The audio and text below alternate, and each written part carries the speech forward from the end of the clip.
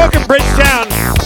From the Bridgetown Comedy Festival in Portland, Oregon, Harmontown is now in session. Oh, yeah.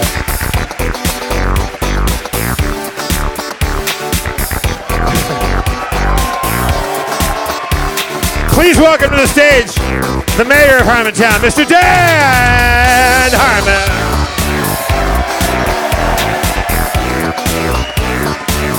Hello, thank you.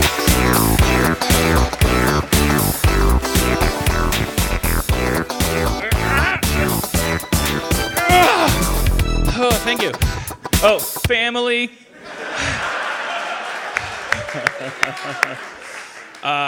Thank you. Jeff, when you warm up the crowd when we go to Portland, and you talk about how great Portland is, and you ask them how long they've been in Portland, what do you think I'm going to talk to them about? You're doing my act. I don't have an act. I don't do magic tricks. That was half my act. I love Portland. I'm glad you're warmed up, but now I got nothing. Portland can bear both of our love, Dan. Oh, it can. It can bear everybody's. It's a wonderful town. What's your favorite thing about Portland, Oregon? I love the feeling of ass kiss exhaustion of loving a city so much that you get mad. Like, fuck Portland.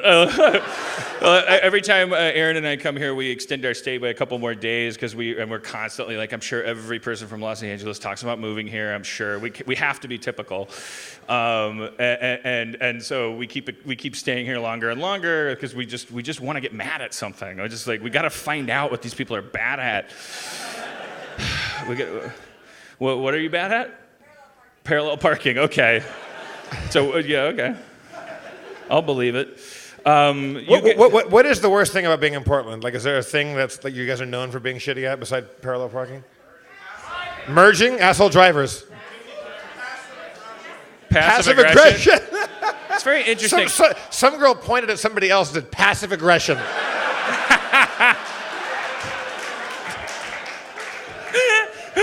Passive aggression, and they nod their head like, tell him, Kevin. What do you mean? Fucking Kevin, he's the worst. Your yogurt shop that won't let anyone in unless they turn off their phone. You guys love yogurt still, right? It's still 1993. And Seattle.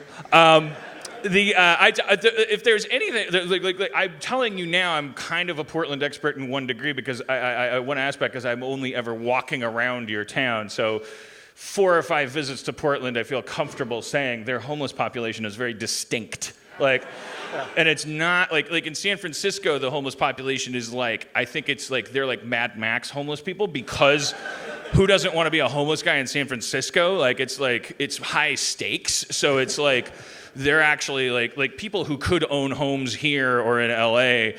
When you become homeless, you want to be in San Francisco so that you feel less homeless. So the homeless people in San Francisco have like garbage can lids for vests. And they have like gimmicks, like they do card tricks. It's a fucking racket, man. It's like a full-time job. I was walking down the road here on East Burnside, and is that where we are, right? Yeah. Thank you. Wow. They're sharp. It's 4 p.m., by the way. We're not going to be funny at 4 p.m., but you guys are going to be very like on your shit, and that's always good. I'm on 3 cups of coffee. Yep. The comedy rule is that nothing's funny when the sun's out, but we're in Portland, so the sun's never out, so it's perfect. I was walking up the road to just right here by Sizzle Pie, and there were 2 just good and proper homeless dudes. Like there were 2 guys hanging out, like kind of middle-aged white guys that looked like your proper art department winos, and I was very well-designed homeless people you guys have here. They have like cool tattoos. We got Steve dogs. Agee, Steve Agee laughing like the Phantom of the Opera up there. Oh no! I thought you were dead. I forgot we got. So I was walking down the road to go get some sizzle pie, which I quite enjoy, and these 2 guys were sitting there in a doorway, like lurking. And just kind of supine and sharing a beer, and a guy started to like gesture to me and say something, and under normal circumstances that would be, brother, can you spare a dime? Or you got any spare change, kind of stuff. He goes, nice coat, man. Oh my God!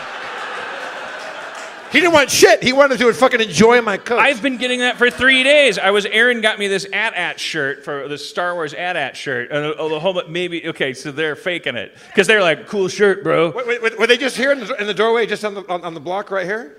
Well, everywhere. No, multiple homeless people loved my AT-AT shirt. No, they didn't. They're Portland homeless people, and you guys are secretly vain.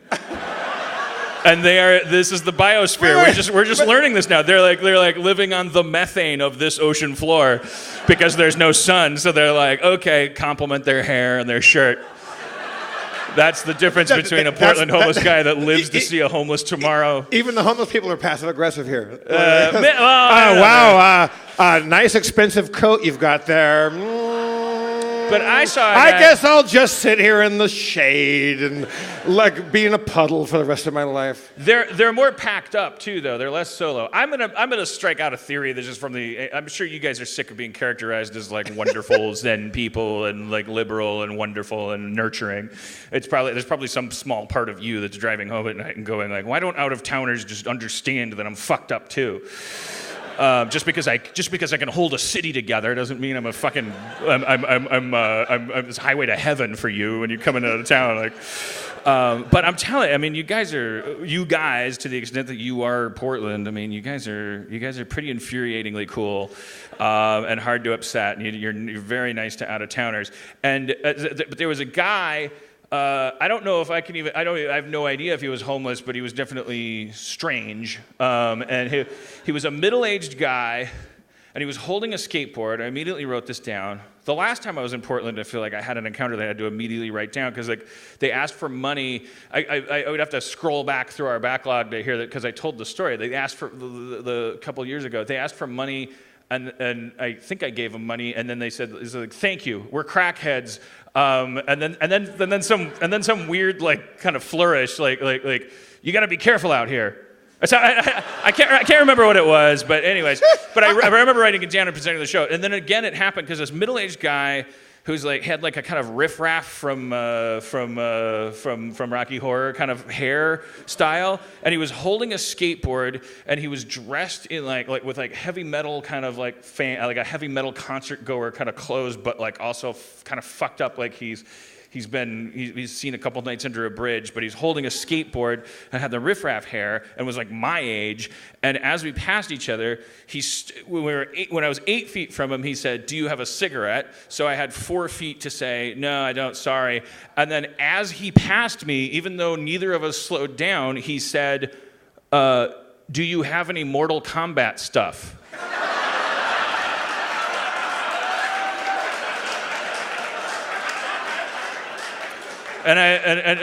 Please tell me you said yes. Well, I have to stress though that it was like I was 4 feet. They were 8 feet apart, and I just commenced 30 years of head scratching that'll never. This is why I need to believe in God, because I need to believe that these moments will be explained to me. That guy, he just got kicked out of his place, and he had a bag full of Mortal Kombat like stuff, and he just wanted to sell you stuff. And I'm like, oh, good. And then God says like, plus you had 8 spiders in your mouth. Any more trivia you want to know? Yes, like lots of stuff. Like you could spend 500 years analyzing the 57 years I'm going to be here. I got in the car from our hotel, or my hotel, which is like like a short, like a decent walk from here, and I was getting a ride over here, and there was a guy on the road carrying a skateboard, and I think it was a guy because he looked like me if he had a skateboard. If I was walking down the street with a skateboard and wasn't wearing a suit, my height, my kind of like haircut, like my build, and yet. Perfect tits. It was a guy it was clearly a guy, and he had like beautiful bouncing boobs in his shirts, and he was just cruising down the road with a skateboard. I'm like, that's a good town. There's a Jeff Davis with delicious double D's walking down the road. That's specific enough that guy's probably listening, I think, and knows. So call in. I want to, speaking of like reaching out to specific fans and like wondering things, I had a strange, because I caught myself doing something so odd today. I wonder, I know that there's differently abled Harmontown fans. I don't know if there's any here tonight, but like specifically wheelchair using folk. That's the term, right? Nailed it. So frightened of everything now. and it expresses itself so much more bigot sounding. Wheelchair using folk. You're great. You're Ellen Alda. You're nailing it. I passed a guy in a wheelchair, and I caught myself. This is the first time in 42 years I was like conscious of my behavior, because I wonder if any differently abled Harmenians, like, have you ever, do you constantly experience something that I would call the wheelchair smile from non-differently abled people? Like, because I made this weird face, like they say, I like this very polite kind of like. I was like, what did I, and as I'm walking away, I was like, what did I mean by that face? Like, nice wheelchair? What did I mean? What does that face mean? And I wonder if, like, the people that are bound... Nice spokes. Yeah, like what does that face mean? I bet it makes them feel like living ghosts and makes them very upset, because, like, what is that it's not a natural face. Why can't you just see me as a human being, you fat piece of shit? Welcome to Portland. I'm the only angry person in Portland. Dan, let's say, God forbid, that you had some accident or some debilitating illness that made you sooner than it will inevitably happen. Yes, that you were wheelchair bound and you were going down the road or here in a crowd. What look would you like to get from other people? Well, obviously, I would like. I mean, it's not a funny answer, but I would like no look. I would like. Yeah, we all remember. Well, we don't all remember. You're 22. There was this was the 80s definition. I've referenced this before. The 80s definition of political correctness was on Different Strokes, when Arnold was introduced to a kid in a wheelchair. Every sitcom back then had one episode about a kid in a wheelchair, and I think they got money from London or something if they did it. So it's the handicap capital of the world. None of this makes sense. It's 4 in the afternoon. I'm already drunk. Suffer through this. Hey, Avalon. Hey, how are you doing, buddy? To talk about Avalon in a second. And then we'll have guests and we'll do a show. Arnold Jackson, that was his name, Gary Coleman's character in Different Strokes, he befriends a kid in a wheelchair and they have like a play date. And then he, I think Arnold refuses the call to adventure. He's like, I don't want to be friends with a guy in a wheelchair. That's uncomfortable. And then the road to trials is they share action figures or something and they're making friends. And then Arnold says, come on, I want to show you my goldfish. Let's go upstairs. And he runs up the stairs and then stops halfway up the stairs and turns back around and looks at the kid in the wheelchair and says, I'm sorry, I forgot you were. And then the kid in the wheelchair, half for the narrative but mostly for the planet, goes, Arnold, that's the nicest thing anyone's ever said to me. And the audience applauds instead of laughing, which is how you know it's the 80s, when a sitcom could get applause for not being funny. Because it's there were 3 channels, and it was a secretly socialist, fascist regime. It was dividing 200 million people 3 ways. And as I've already pointed out, every year they'd have a battle of the network stars that was the Hulk is fighting the Bionic Woman. They're from different networks. Go fuck yourself. This isn't capitalism. What are you going to do? Take your TV watching elsewhere? So anyways, and now we don't know what to do. Now we're like, how do you be a human? And we're trying to learn, because I don't think that's a person in a wheelchair's fantasy, is for someone to go halfway upstairs and then say, I forgot you were. That's not their fantasy. That doesn't make their day. Avalon is this guy in this powder blue sport jacket, which you were wearing when I met you. Homeless. This is the city for it. When I just thought it was, I'm not going to re-deliver this right, but when I met him, a very friendly guy, huge fan and very nice, and I asked his name and he said Avalon, and so I have to demonstrate the timing, because it requires overlap. I'll be Avalon. You ask me my name, I'll tell you Avalon, and then while you're... And I want to be Avalon. I can't be Avalon. You can't be Avalon. You have to be me for a second, okay? All right. So I'll tell you my name's Avalon, and then you say you hear the name and react to it, and I'll try to react as you would have reacted, or as anybody would react. Yeah, but just by repeating the name, puzzle through it. Okay, gotcha. Okay, and I'll do what he did. It's very nice to meet you. My name is Avalon. My mother thought she was having a stripper. That's what he said while I was going, Avalon? Very charming. Sometimes having a pat response to something is like very not charming. You're like, why don't you live in the moment? But your name is Avalon. To have a fucking like calling card like that is very charming. All right, Avalon, that's it. Flush. That's it. That's it. So, Avalon, is there a story to your name, or is it just a name your parents thought was groovy? Oh, okay, there you are. So that's how old we are. It was like Avalon. Yeah, he said, I think my parents like listening to Roxy music and fucking, like I don't know. It's like oh god, like my Avalon's a cool name. I like that. The music I still listen to is classic. All right, a couple more questions, and I want to bring up a friend that I met last night. Are we doing an hour and a half, or 2 hours? Does anyone know? Well, I know you guys. It's not up to you guys. It's not Price is You guys Right. don't work here. How much do you want your tickets to be worth? More. Because God knows I'm great in that last half hour. That's when it gets really good. I'm just worried the ghost of Steve Agee will kill us at one point. He's at, well, you know that's not, Steve Agee's not here. That's the ghost of, Oh no! That's the ghost of Count Bossa Nova.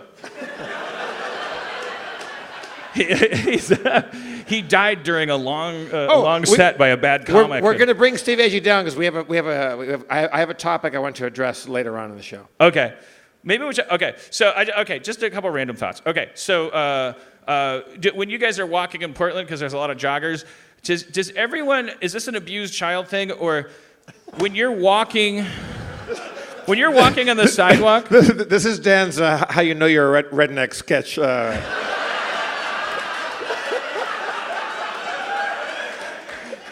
If you're only nice to people for the first 3 months you know them, You the more might be an intimate abused you child. get, the more you punish them, your father might have thrown you around like a rag doll. Hilarious. When you're walking down the sidewalk and you hear a jogger behind you, is your first interpretation of their feet on the pavement and the rhythm of it, do you first, before your consciousness has time to reinterpret it, do you think that they have a baseball bat and they're about to kill you? Or is that like some mild PTSD that I have? I'm walking down the sidewalk. I've had so many joggers come up behind me while I'm on my way to another drink, and because it's jogging time, it's 9 a.m., and I'm like, oh, my father's place is open.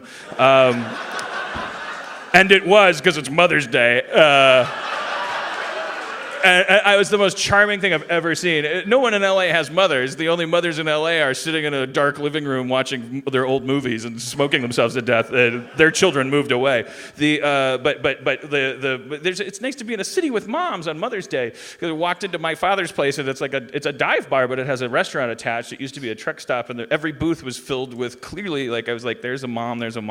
Like they're a little dressed up, and they went to a dive bar and had a good breakfast. I hate Portland. Fucking rubbing it in our faces. It's like the homeschooled kid. You're the homeschooled kid of the nation. You don't understand how the world works. Learn social cues. What's wrong with you? You're technically nice, but god damn it, at what price? Get more dogs. Sarcasm. I want to come here for my dogs. All right, the jogging bats out. All right, so I found out anything like I ran into a couple stupid people here, but they're from LA. They're from LA, and I came up with a new technique, and every time I talk to a stupid person, instead of so I don't get mad, I'm gonna think of them as a really smart animal.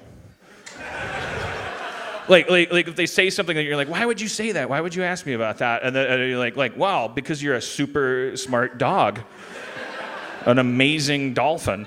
All right, that's it. That's all I got for my little like dumb quasi stand-up segment. Let's bring Steve Agee out to the crowd, shall we? Steve Agee! The Phantom of the Opera is here. Hey, Tori, is that mine?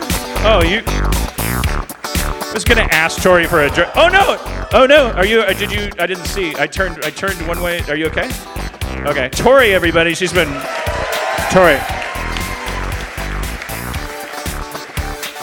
Steve Agee, everybody. Wait, Steve is this water? Agee.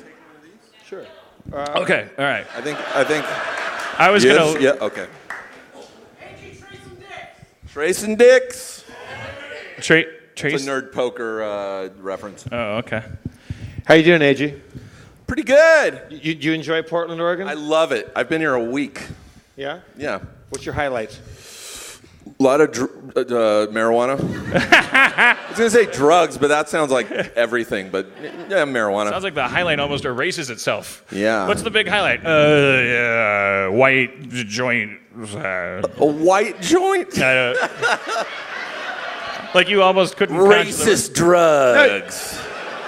I think we talked about this, or we brought it up recently on a Harmontown. The idea of the super cool. Remember that? Does anyone ever do that anymore? Where you fucking put PCP in a joint? One person, thank you. It's called super cool? A super cool. That sounds super cool.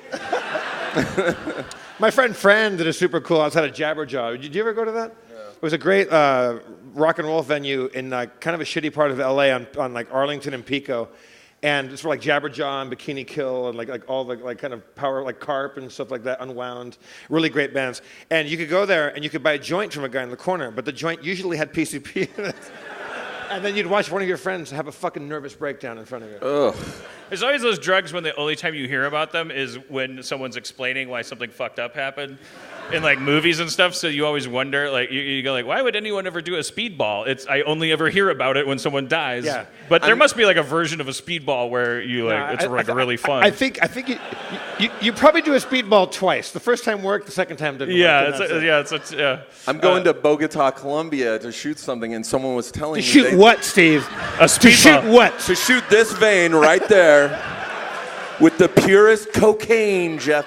But someone was telling me they saw a Vice documentary on like this new drug, and it's specific to Bogota where I'm going, where it's a powder, and they just blow it in your face, and all of a sudden you're fully under their control, and they're like, come on, let's go to the ATM, and you're like, okay, let's go. This is Serpent in the Rainbow. You're describing Serpent in the Rainbow.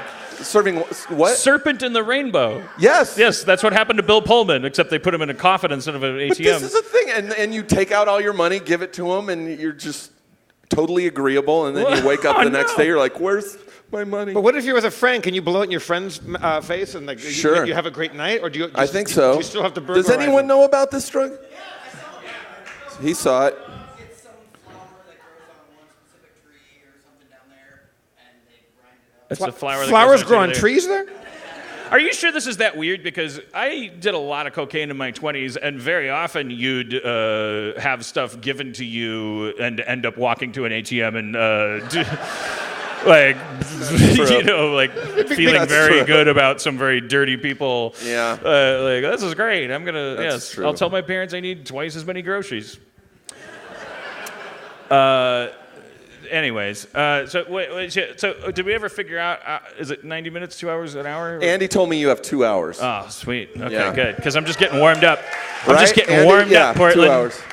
They're going to call it Warmland pretty soon because I'm going to, okay, I'm done. I'm done. Dumb. Wait, so if we do a 2-hour show, the sun will still be up when we're done? Yep. That's why they like it. They're like, then we're going to go see someone funny. Then we're all going to go to Union Jack's and do PCP. Ooh. Everyone come out to there's some shows like that. So I heard somebody brought everybody out to a parking lot and there was Darth Vader on a unicycle. I would say 10 years ago, I went to Union Jack's, I think by myself. And because, you go to strip clubs alone. And Union Jack's, for those of you that do not live in Portland, is one of Portland's shadier strip clubs in a great way.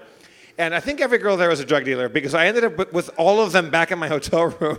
And there was a fucking pharmacopoeia of drugs there.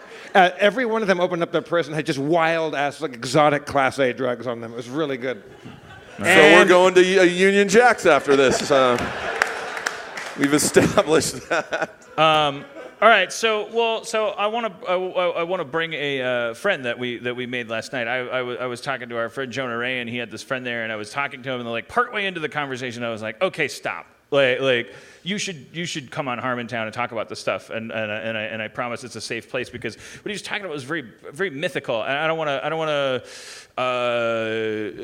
I'm a horrible interviewer, so I don't want to like say at the top like why I thought he'd make an interesting guest, and then he comes out and goes like, well, what you said. Let's explore it together. Let's explore him together. And I mean, he's being really cool coming here and like make him feel safe and open your mind to his story and your heart to his humanity. No one does that in Portland. Bill right? Pullman. Tom Hanks, everybody. Bill Pullman's the funniest. Gallagher.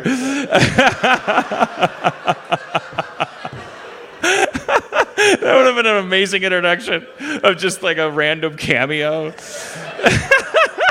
Patton Oswalt. Guys, just open your hearts and your minds. Open your heart to his humanity. Andy Kindler, everybody. I want to say, Craig, are you up there? You ready to come down? Craig, right. bring it down here, would you? Craig Flippy, come down here.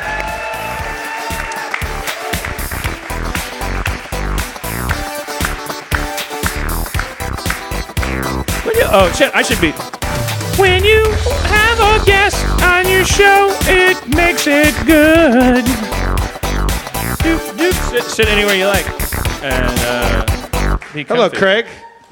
Sorry, I'm always a little nervous when we go to town, so I'm less entertaining, and I have more guests. And so, Craig, met you last night at the hotel, and then you started talking. He's there's layers here. There's layers. First, top layer, superficial layer. You're a Bigfoot hunter.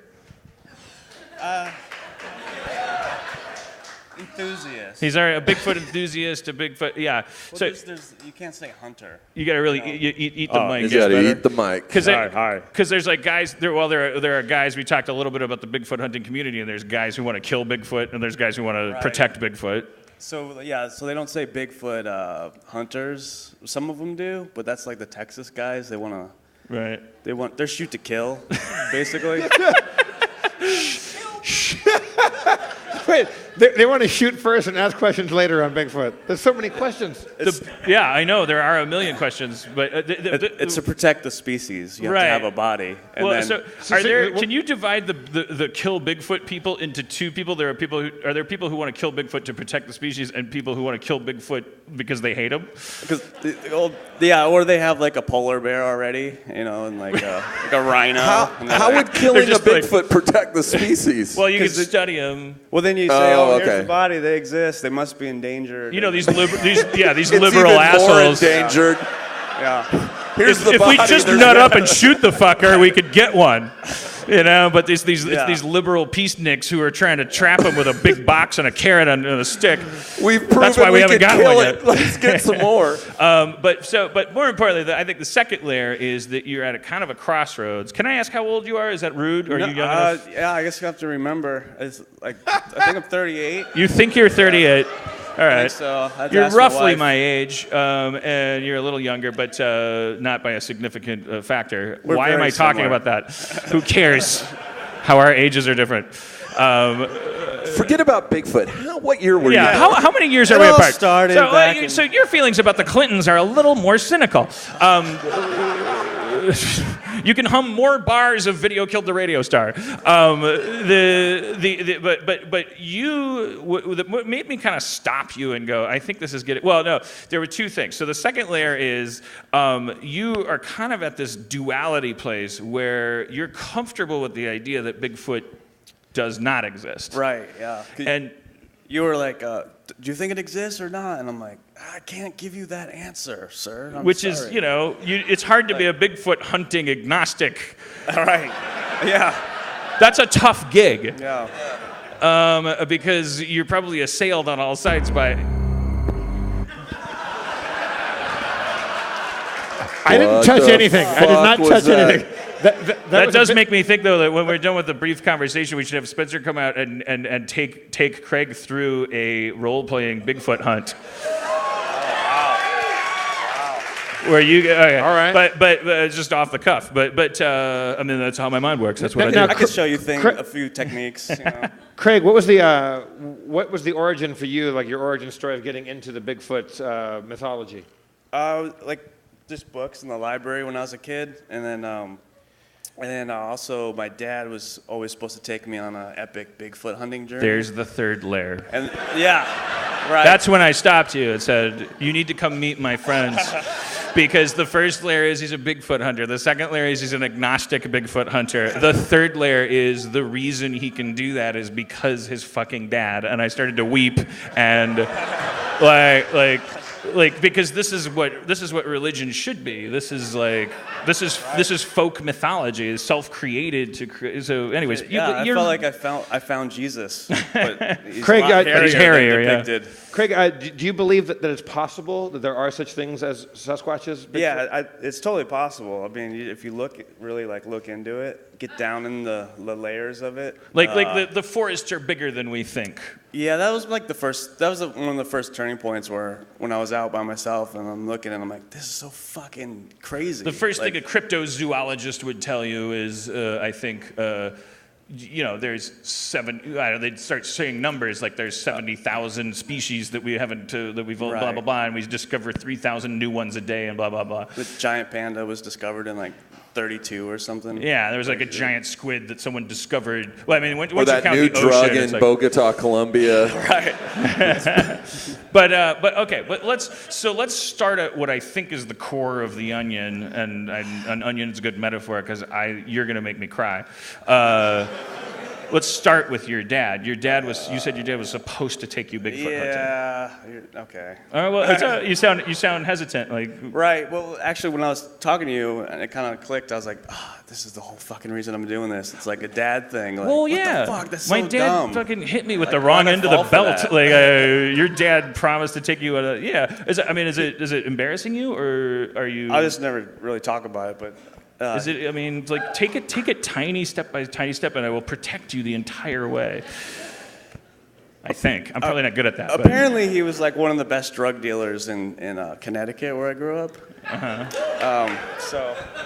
Your father Yeah. was? Yeah. What qualified him as the best drug dealer? I don't know. That's Connecticut. that's like what his friend told me. He's like, dude, me and your dad, I never trusted anyone like him. Like we'd go to bed in the same hotel room with thousands of dollars and wake up together. It started to get weird. So I was like, But like, okay, so you lost your dad at what point? I was 12 or 13. Good age to yeah. lose a dad. Probably didn't Yeah, fuck you it was up at all. perfect. It was really worked out. Nothing to damage there. Yeah. My wife lost her mom when she was like a teenager. It's like, yeah, I often tease her about it. All right, that's great. She's like, can I have the remote? And I'm like, no, your mom died. Yeah. Piece of shit. You barely know what a mom is. Give me the. We're watching Naked and Afraid. Give me the. That's it. The funny part is that you're not joking. Erin's mad right now, and it's not because she's offended. It's because she's like, that's my act. Oh, nice. She's like, I own that shit. I make people uncomfortable with that. That's anyway. So He died in a heroin overdose in Tenderloin. yeah. So to have a guy say your dad was the best at drugs. Yeah, like, yeah, he did. He won.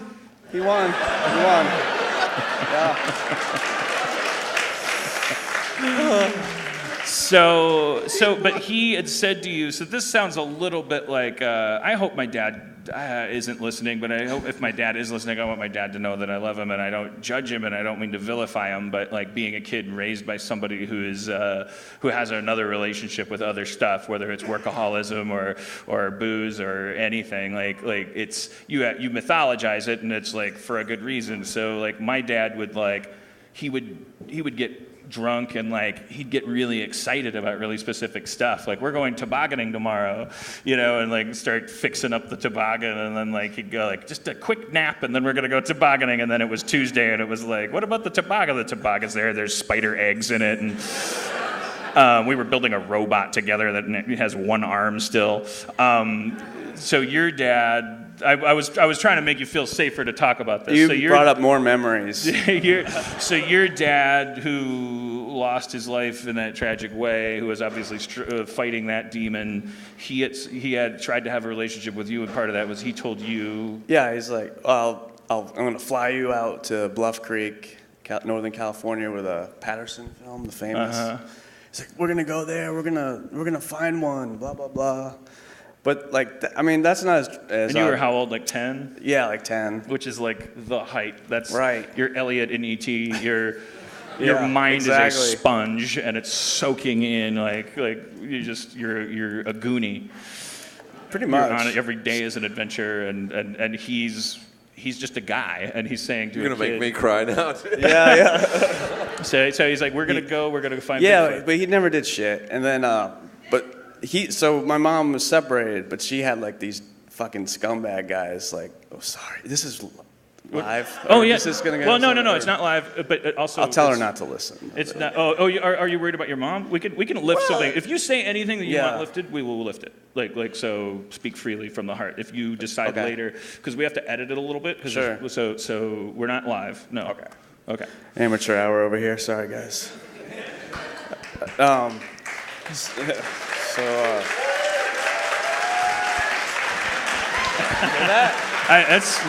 I'm gonna cry. Now I'm crying. Now. Just I think I heard something.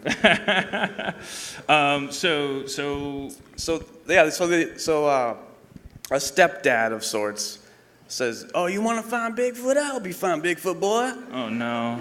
Yeah, it started like off wrong right away, right? So we hop in the truck and he takes me out to the woods somewhere. This isn't going to be as bad as it sounds. Okay. Like it's going to be. Thank God. Thank God. That was the sound of. That was a 250-person bow and arrow pulled out. And you said that, and the arrow went. We were all ready for anything. Holy shit! All right. So he takes me to this. You want to meet Bigfoot? I'll show you Bigfoot. Zip. Yes. He takes me to this field, and he's like, it's still gonna happen. It's just not as bad as he thinks it's gonna be. All right, keep going. Yeah, so he's like, oh, there's tons of Bigfoot here. You just gotta go look. You gotta go look for the tracks, so I'm like all jazzed up, like running through the field looking, and like even then I was like, there's no fucking tracks here, like. So he was just being like kind of a deadbeat Bigfoot hunter, like it's just like a shitty. There's a train snipe track hunt. and like It's a snipe hunt. Like, was he hazing you, or was he just sort of being lazy? Was he trying to do good, but he was just kind of shitty? He was drinking in the truck, right? And then, do you think he was trying to be a good dad, or do you think he was like actually being cruel to you? I think he was an alcoholic, like really bad. And so I don't know what he was like. Yeah, maybe he was nice, but he didn't know. Like he was, Well, I would project onto that because I think part of my history is like I think kids tend to blame themselves and then deify like people who are like kind of like their fuck ups are like, oh, he was being cool, but he meant well. Right. So who knows? Maybe I don't know. I guess maybe I don't know. You have to know all about this guy. Yeah, I don't know. He's just like Bigfoot doesn't exist. And so that's when you got back in the truck. He's like, that's like the equivalent of like teaching you to swim by throwing you out of a boat. He's like, there's Bigfoot out there. Go find him. 2 hours later, told you. Doesn't exist. Yeah, exactly. Show me a footprint. Fuck you. Let's go home and watch Nova. Right. So I quit after that. Like soon after that, I just kind of like. You felt a little, regardless of his intention, your experience was you felt a little humiliated and chastened, and you drew back. I was like, oh, that's stupid to think that's real. And again, this is like something that your dad has said. So then, what age were you when this got reawakened in you? 27. It's awesome.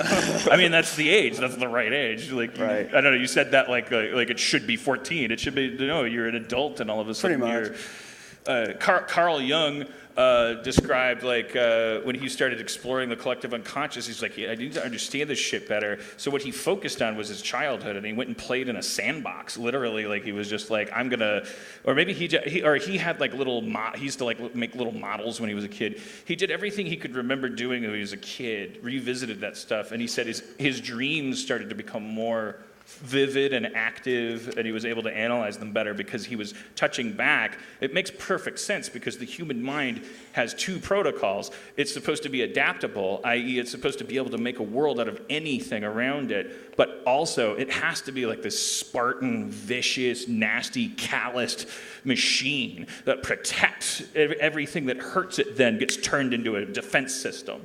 And so you're experiencing this duality, which is amazing because you're like, you've achieved every person's dream, really, which is like you have a relationship with a thing that doesn't need to exist or not exist, and it's about like you know, the first guy you ever met who created you and who made mistakes and Father.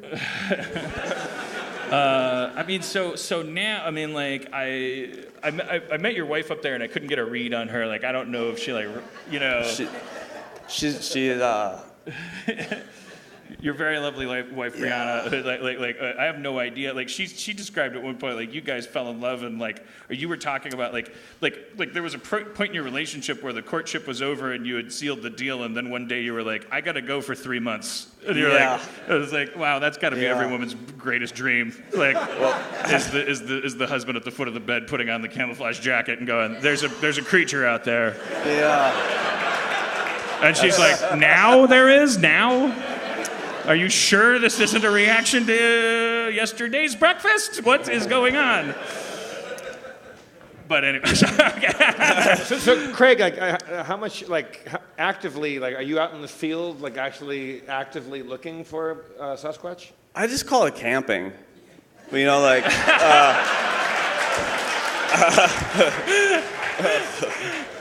So passive aggressive. So passive That's aggressive. great, though. That's perfect. I mean, God Damn it, Jeff. Little camping music. But like, Well, can we bring Spencer down at this point? yeah, Spencer Crittenden!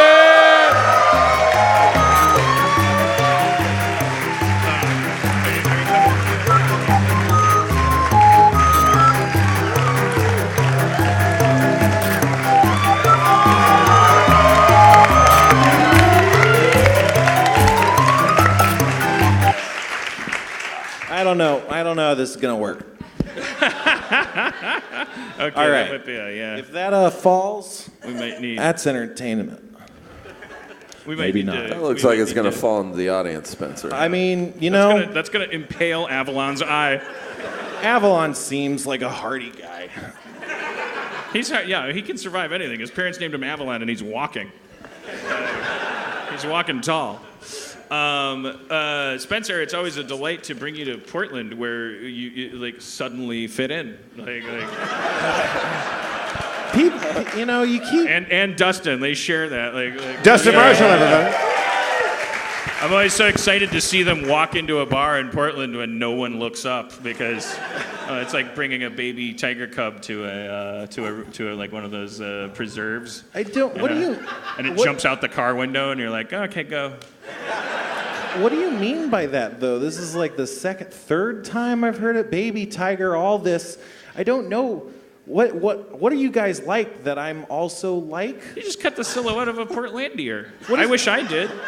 I mean, I'm the silhouette of like all sorts of like an Arkansas man, or like any guy that wields some sort of cutting implement. Like I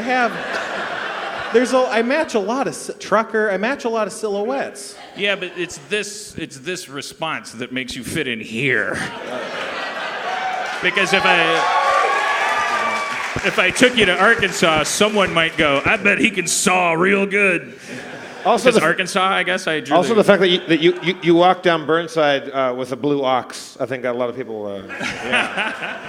Well, that's just I bad. don't know. You have a beard, and you're large, and Looks zen, like a little Bigfooter. zen, That's not how I view Portlanders. very I guess. passive aggressive, Well, I guess beards.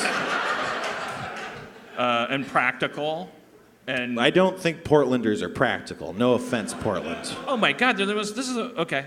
All right. How do you think they're impractical? I'd say they're the picture of impracticality. All right. Well, I think they're ready to hear it. So give it to them. Give it to them. All right, Portland, give me something to make fun of. Oh. No. What? Is that a practicality thing? Oh yeah. Tall bikes, I mean, practical. that's feeding me. Okay. Gold. All right. Okay. I gotta spin something into it. Donuts. Don't. They're a sponsor.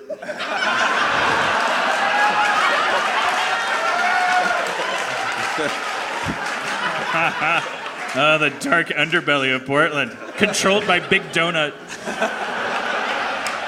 Well, I mean, see, donuts are a very practical food though, because they you could string them on a rope and you're good to go. All right, you're a contrarian. We should take you to the state of Contraria. Is that what Portland is? No. I don't know. You look like a lumberjack. That's it. Well, I guess. See, I don't picture Portland as a lumberjack city. Maybe I'm wrong. I mean, they There's could got to be. be a lot of lumberjacking. Are you guys going on here. lumberjacks? If you can hunt Bigfoot here, anywhere you can hunt Bigfoot, you can shrink the forest. Jack lumber. There's forest to be turned into paper and stuff. All right, well, Spencer. All right, this is like I got off on the wrong foot with you. Well, I'm sure you're right. I think I've agitated you. I've aggroed you in video game terms. But I was wondering. I mean, we have to walk a tightrope if we do this, but I really believe we can do this. Like it just came up off the top of my head that Craig's up here. He's a really fucking cool, smart sport, super sensitive, has bared his soul to a totally supportive group of people. We're in this town hall, we're in this amazing city that sits atop the bosom of the ocean and doesn't reward people for sweatiness and ambition and dishonesty and says whoever you are is who you are, and even the homeless people are comfortable and they have backpacks and maybe they're not homeless, they have dogs and wives. How do you get that many tattoos if you're homeless? Tattoos are that's like having a hot tub. That's something you get after you get a home. But that's me being from California thinking that way. That's ridiculous. I'm like Tim Allen. So anyways, it's a good place to do it. It's a good experiment. You're young. Craig is awesome. Bigfoot mythology, fathers, could we experiment with doing just a quick kind of a campaign, a role-playing campaign? Could you find the nature guide in you to create a quick campaign where our car breaks down and we go into the woods and something happens that can help Craig achieve just weightlessness and atone with the cosmos? Father. Spencer, you want to give it a whirl? I don't. Wait, what? All right. No, you can't. No. I mean, You're right. It wouldn't work. I say just try it out. Can you do an RPG for us right now where it's a Bigfoot world? The four of us, Dan, Craig, Steve, and I are in a car. The car breaks down. We're just outside of Portland, and Estacada. maybe there's a Sasquatch. You're just describing it. We're going to create a simulation where Craig gets to catch Bigfoot. Okay. Spoilers. Well, what system should we use? Warhammer.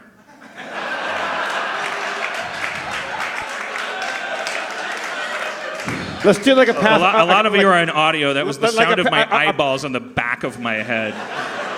Let's do a Pathfinder kind of simple D&D kind of thing. All right. You ready? Pathfinder. All right, Spencer. This is a curveball, but let's let it wrap. Let's try it. Let's see if we can come up with an intro. Aren't you glad we smoked all that weed, Spencer? What's the worst that can happen, Steve? I mean, last time on Harmontown. Wait, no. It's been 2 hours since the car broke down, and you've yet to see signs of human life on the road. Yeah. Glows come from south. You think that you might be able to make it back to town, but the quickest way is through the woods. You're not sure how to proceed, whether you should leave the safety of your car and venture out, or stay safe inside. Go. Who's driving? It's a broken down car. Well, who's at the wheel? Who's at the wheel? There's I can't get any reception out here, dude. I think we have to walk. He's at the wheel? he's kicking ass right now is what he's doing. There's like, I'm AT&T. Is anyone else not on AT&T? I got no bars out here. I'm on Verizon. And I got nothing. I use my power to talk to animals, and I call out chipmunk.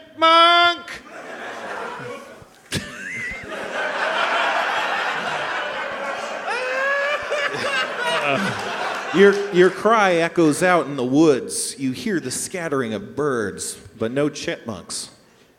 Did you roll that, or are you just fucking trying to shut me down? He doesn't have any I dice, didn't. but why are you saying you have the power to talk to chipmunks? That's insane.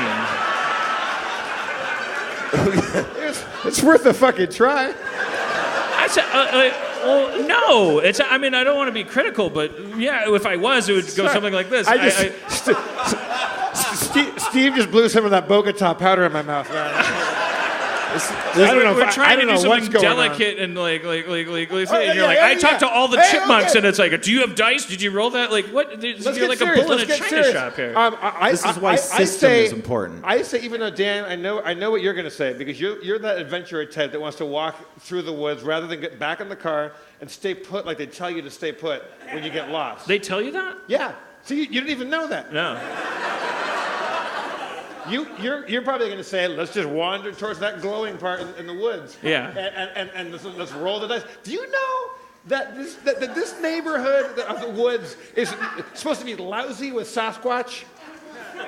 You actually believe in Sasquatch? Yes, I do, and I'll tell you why. Fuck you, we're going through the woods. Fuck you, Steve.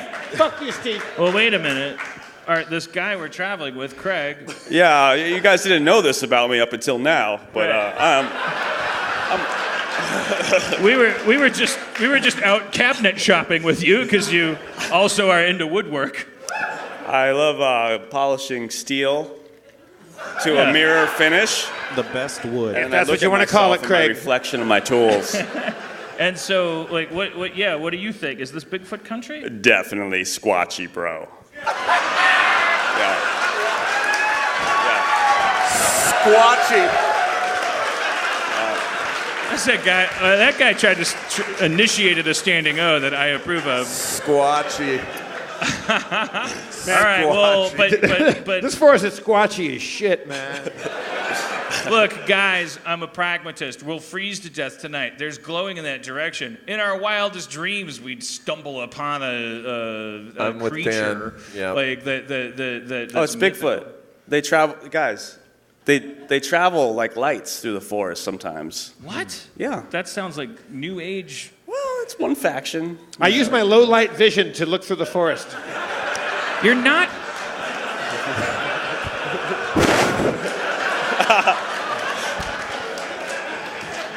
Just follow us.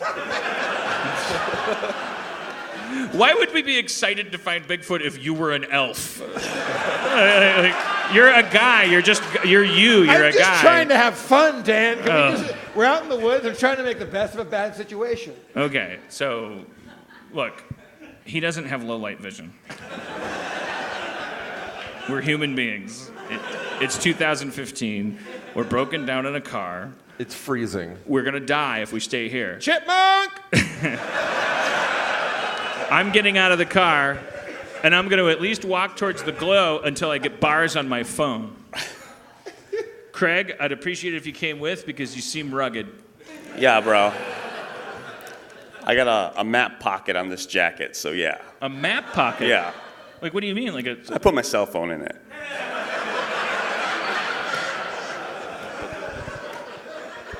all right, It's in the back. yeah. But no map? Just a cell phone. Yeah, okay. They're better. All right. Download apps. All right, well, where's the glow? Which direction? To the south. To the south, okay. Let's go. Let's go. Let's head south. I don't believe in Bigfoot, but if we do run into one, he's the guy to have with us. I'll deal with it, let's- guys. So let's just go. Okay, We need to kill one to we- save them on this. If Oh, we you're one do of those find one, guys. I'm okay with killing it. Yeah, I think there's enough of us that we can do so it. We're all agreed right now. If we see a Bigfoot, kill Kill first. it. Just Right. right off the bat. Yeah, we're all coincidentally, even though we're now first being asked what kind of Bigfoot enthusiasts we are, we're all in the Ted Nugent camp. Just by coincidence. We're gonna eat it too. We haven't thought about it, but- Spencer, we moved south. As you're trudging south, the glow gets brighter. Behind you, you can hear rustling of leaves, and you check behind you, but you see nothing. Chipmunks. There's no chipmunks around here. I called out earlier and nothing happened. Your phone chirps. One of you might have reception. I look at my phone. Still no bars. Not me. Not me. It's not a. Not me, man. Oh shit! It's an old. I'm sorry. It's an old push notification from Instagram. Okay. Sorry. Well, Craig and I got our phones mixed up because mine was in his map pocket. You should look at your phone again. Oh, yeah. I got him. Is that what I was supposed What to has say? he got? What has he got? It sounds like reception. Oh, yeah? You get reception? Yeah, check it out. All right, cool. Well, It's a text message from your grandpa. Oh. It is. It It says- says, What does it say? I can't quite read it. Can you? It says, I used my low light vision to read his text message. Damn it. God damn it. So close to intimacy. it says, "Hey kiddo, remember that knife you have? I took it from you. You don't have it anymore. I'll see you at home." All right. Typical grandpa. That was fucked up. All right. Well, let's. I break a branch off of a tree, and then as we walk, I sharpen it with a stone, just in case. I pull out my emerald dagger.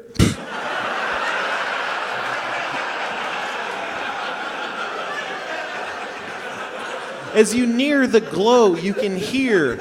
We were in a car. Why would you? He doesn't understand. I'd never go into a forest without bringing my emerald dagger, Dan, and you know that.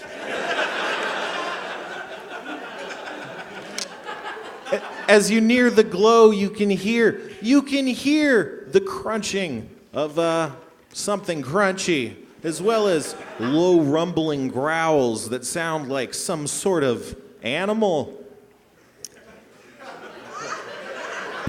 Fuck.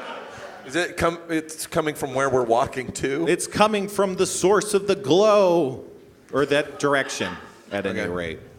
What do you do? Are you supposed to scare him or? Well, first you gotta assess the sitch.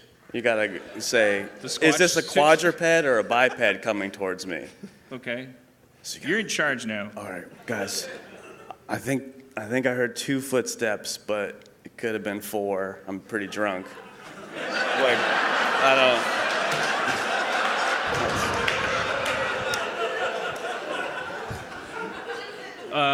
Well, are we supposed to? Are we supposed to like? Is the idea with Bigfoot like they say if a bear attacks you, you're supposed to play dead? What do you do with I it? wish a Bigfoot would attack me. I just. Oh boy. We're with that guy. Okay. Guys, let's why don't we like form a perimeter? Like let's try to surround it a Yeah. little bit. And I go, get out of here, get out of here, get out of here. How close are we to the glowing? How close? You can't see the source of it. It seems If like I it's, climb a tree, will I be able to get a good look at it? perhaps. It's I climb a tree. Holy shit. You Agey? In the complete darkness. Dudes, I haven't done this since I was 10. This is awesome. It's amazing. Holy You shit. guys fucking ages nimble as a mountain goat. You see that? Oh my God, he's way up there. I see something. Yeah, you see the glow, the source of the glow, rather. It seems like it used to be a campfire, some sort of fiery camp. It's been scattered and destroyed, and all you can see is the glowing embers as well as shadows lurking around the source of the fire. Let's keep going towards the fire, guys. You guys go to the fire. It's a fire? There's a camp. The dying embers of a campfire over there. What I Jeff go up, said. I go up and examine. I look for tracks. Where? Like around the campfire. Okay, well, you got to get to the campfire first. I run headlong and You run headlong to where the source of the glowing is. You see footprints all around. I examine them. What do they look like? Big footprints. I reach into my knapsack and I pour an alginate cast into it to make a track, to make a footprint cast of it. Not before I do. Dan, you know I bring an emerald dagger and alginate wherever I fucking go. Okay, well, I assume after a while, because we didn't charge headlong, we get there too. Yeah, we show up. So That also we happens. find him pouring a cast. What are you doing? Craig, what the fuck are these? I'm preserving what appears to be Sasquatchy and this campfire is squatchy, man. Craig, what do you think? Dude, did you just dump that plaster in without splatter, using the splatter technique first? Oh shit, is that a thing? Fuck, Jeff. You fucked I don't know up. the Explain, protocol. Craig, explain. I can't believe you didn't know this. But when you find the print, first you just splatter a little bit all over the place, just splatter. So there's no air pockets, right? Just to get the nice coat there, because when you dump it in, it distorts the evidence. Oh, because of the weight of the alginate. Well, fortunately, Luckily, there's more footprints. there's loads of footprints, and I have There's lot of only them. one at a time. Oh, that's why they don't call him Big Feet. That makes sense. He only ever leaves one print. All right, well, he's doing that. Is it an actual burning campfire? Because that's a bigger deal than any footprint that someone made a fire. Yeah, you see, it's not a proper fire, but there's definitely burnt and burning and burned logs and wooden pieces that were arranged together. They've been sent scattered as if someone tried to drop kick or quickly put out the fire in haste to make a hasty retreat. But we saw the glow. That means we're upon entities that knew we were coming. This is squatchy. There's a Bigfoot track here. We caught Big Feet. I examined the ground for any like spore or hair or any kind of like foreign material. Amateur. Spoor. Well, Craig, what would you do? This is where we're gonna live for a while, guys.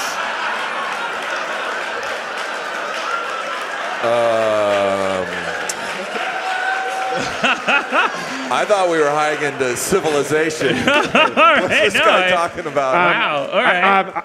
I cast magic sleeping bag. So then, okay, let's live here, and then.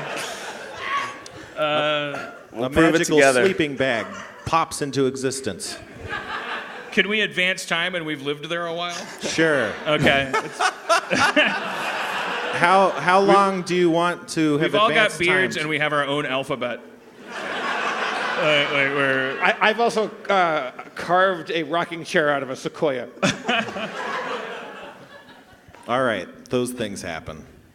Steve and I are married. We have an agreement that when we get back, we won't talk about it, but we're mountain doing married. what we have to do to survive inside. We're mountain married. And I proved Bigfoot exists to 4 people.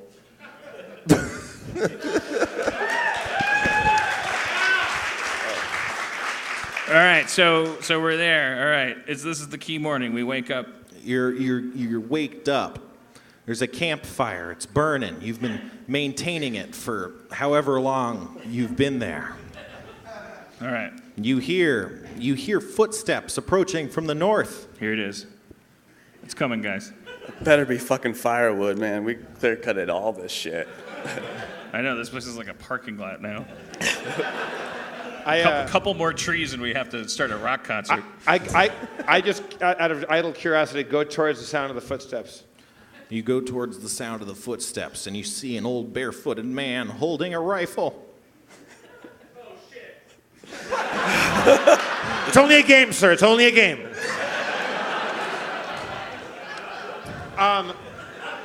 Does he look like he's a human being? He's a regular Oh, guy? he's the humanest of beings.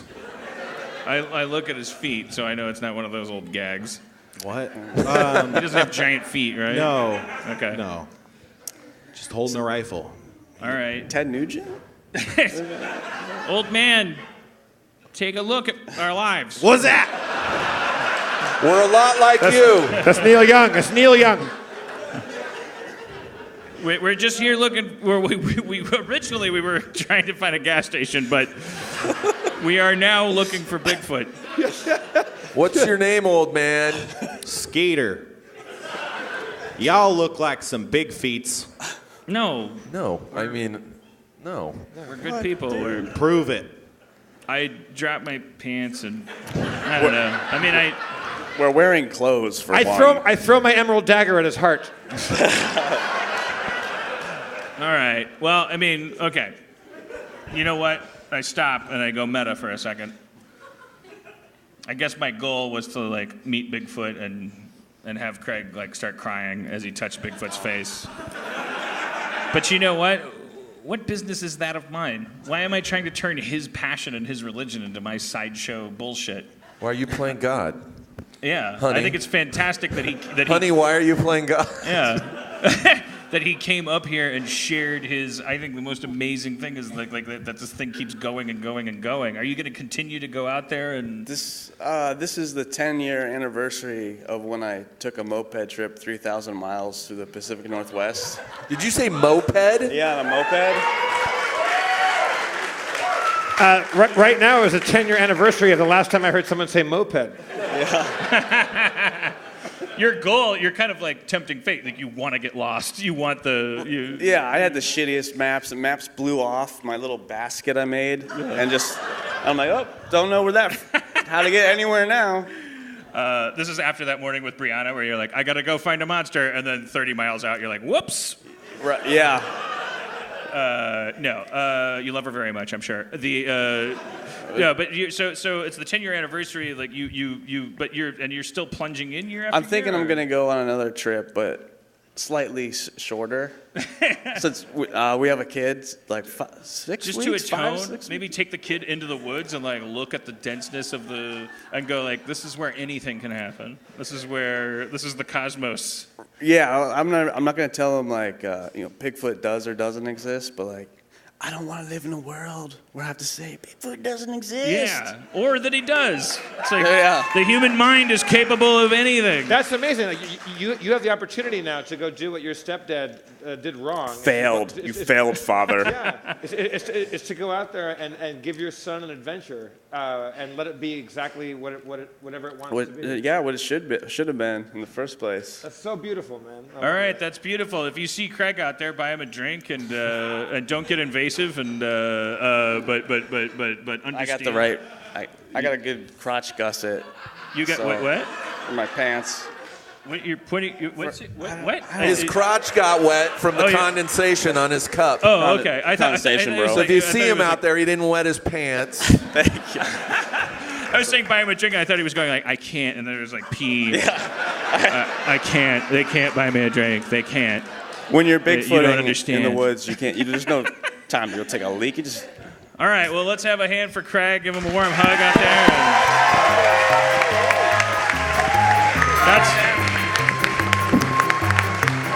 That's Portland, and that's humanity. That's I just broke my teeth on the microphone. That's I don't know. I don't know. Somehow that there's some intersection there. The Northwest mentality, the human species, the idea that you bring with you like this giant brain that can create anything. It takes all the weird shit that goes into it, a bunch of pain and a bunch of pleasure, and it spits out like anything, and like those things can be passed on to people, and they can hurt those people or they can heal them.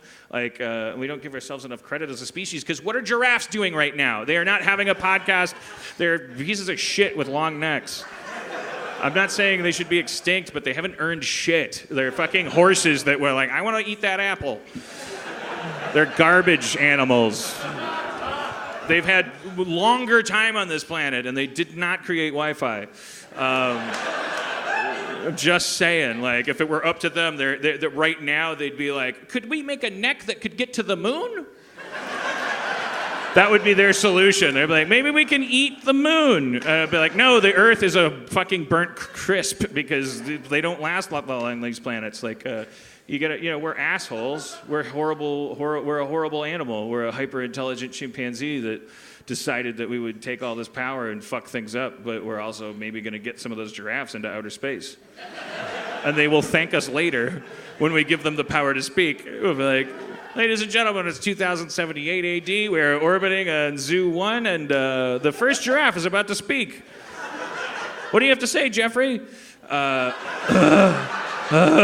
Thank you. You're welcome, motherfucker. You're welcome. You're coming down awfully hard on giraffes right now, Dan. I hate giraffes. I think I think they represent everything that humans don't because it's all adaptation and no risk. I think having an enormous neck is a huge risk. No, it's not. It's not at all. It's the opposite you're of all a risk. Jugular vein. No, I'm telling you, there's a principle in evolution you're that's so like, stabbable. if there's a biologist in the audience, there's two principles of evolution. One is becoming hyper compatible with your environment. So the extreme example of that is the hummingbird, because it has like this beak that's really designed for a certain flower. If that flower goes extinct, the hummingbird is fucked. On the other end of that spectrum, we have the things that we admire, which is adaptability. Like, we have a weird robot claw that like is designed to grab random shit. So you can drop us on the North Pole, you can drop us anywhere, and no matter where you drop us, we'll live long enough to fuck it up. But for a long time, following that strategy made us the food of wolves and cats, these like biological killing machines. And they were like, where do you think you're going with this garbage? You're walking upright, you look like idiots, I'm gonna eat you.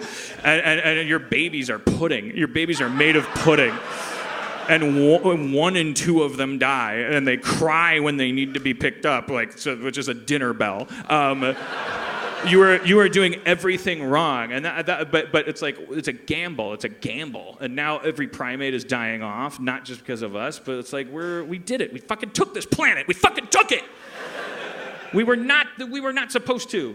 I like the idea of... Bees were supposed to. Fuck bees. Fuck them. What's wrong with bees? I'm not mad at bees. I forget I'm in Portland.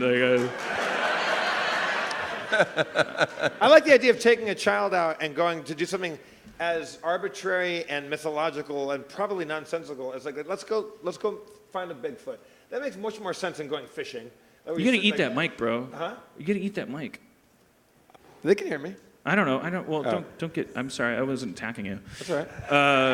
I was just worried that they couldn't hear you. I don't know. All right. Yeah. I like you go fishing like you're just casting a hook into the water, which is a subconscious, which is like the unseen, and you sit there. And the whole point of going fishing is to sit there and waste time and connect with somebody else that you're with. I think it's just as likely to have fun and be more important to go out there and go monster hunting. I think that's very cool. I like that a lot. It's not like we don't find monsters every day. It's like there are so many species. Even tonight, you might find a monster. Let's bring my eternal muse, the other half of my existence. Jonah Ray, everybody! Jonah Ray is here. My beautiful wife, the son of my solar system, Aaron McGathy. Aaron McGathy!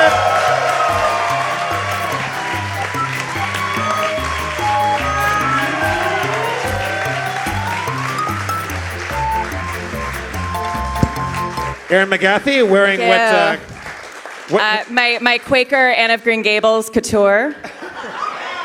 I bought this in Portland. Everything I'm wearing is by a Portland person. I love it. It was $8,000. It's what the discriminating Flemish lady is wearing this 300 years ago. When we burn you at the stake, we're gonna know why. Because you're hot. Not a pun on fire. It was like, because Okay. you're sexy, and sexy women are the victims of misogyny. No. Break it down. Sexy women must burn. Unless they take over. I loved Squatch Finder. It was great. Couple notes. I would. Happy Mother's Day, everybody. I would have sent my mother flowers, but there's this groundskeeper at the cemetery that steals them. So I told you. That's been our show. Good night, everybody. She's like the Mad Max of dead mom jokes. Like you, when you find a can of dog food, you know how to like you eat most of it, and then the dog gets to lick the can, and you're like, don't fucking take my dead mom jokes. well, it's that, and then also like when you tease me about it, sometimes it does actually make me feel bad about my mom being dead. Oh, cool. Cool. That's a relief. Sometimes, other times I'm like, this is the best. No, it's great.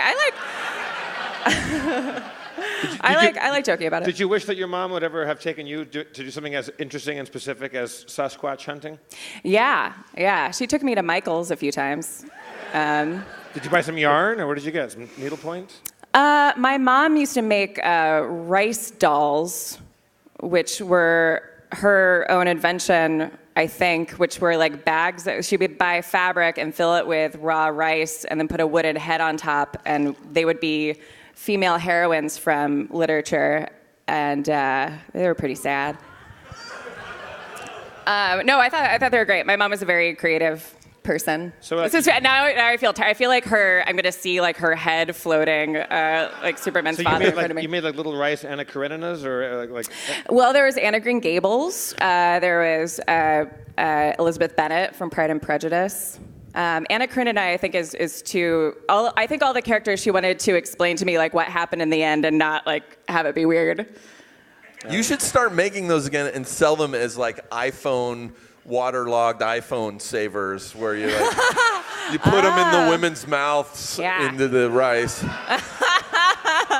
For 24 What do you hours. think of your? I mean, I don't know if this is like a huge like precipice to fall off of, but I'm just curious when you make a joke about your mom's floating head being here. Like, do you think about your mom and imagine what she would say if she was watching you, and like what do you have thoughts about that stuff? Like oh, if my mom were here right now. Yeah, I mostly imagine her glare. I mean, there's no. I wish I. Yeah. Do you dream about her? Like, does she ever come to you in dreams? I do. This is very sad. I dream about her very frequently, and the dream is always like us hanging out and me saying, "I thought you were dead," and her saying, "Oh no." No, I'm totally alive and everything's fine, and like let's hang out, and now you're an adult, and I'm like, this is the best, and I don't care that I thought you were dead for so long, and then I wake up and at the end of those dreams, do you go to bed because you might be like that guy in that short-lived conceptual cop show, Awake? What's it called? Like you might be living two lives that are both equally real. Like, maybe your mom is alive, and then you're going to sleep, and then this is the dream. I should search for my mom with Craig in the forest. Chipmunk! What did you think of Jeff's behavior in that game? I was trying to have fun. I was trying to.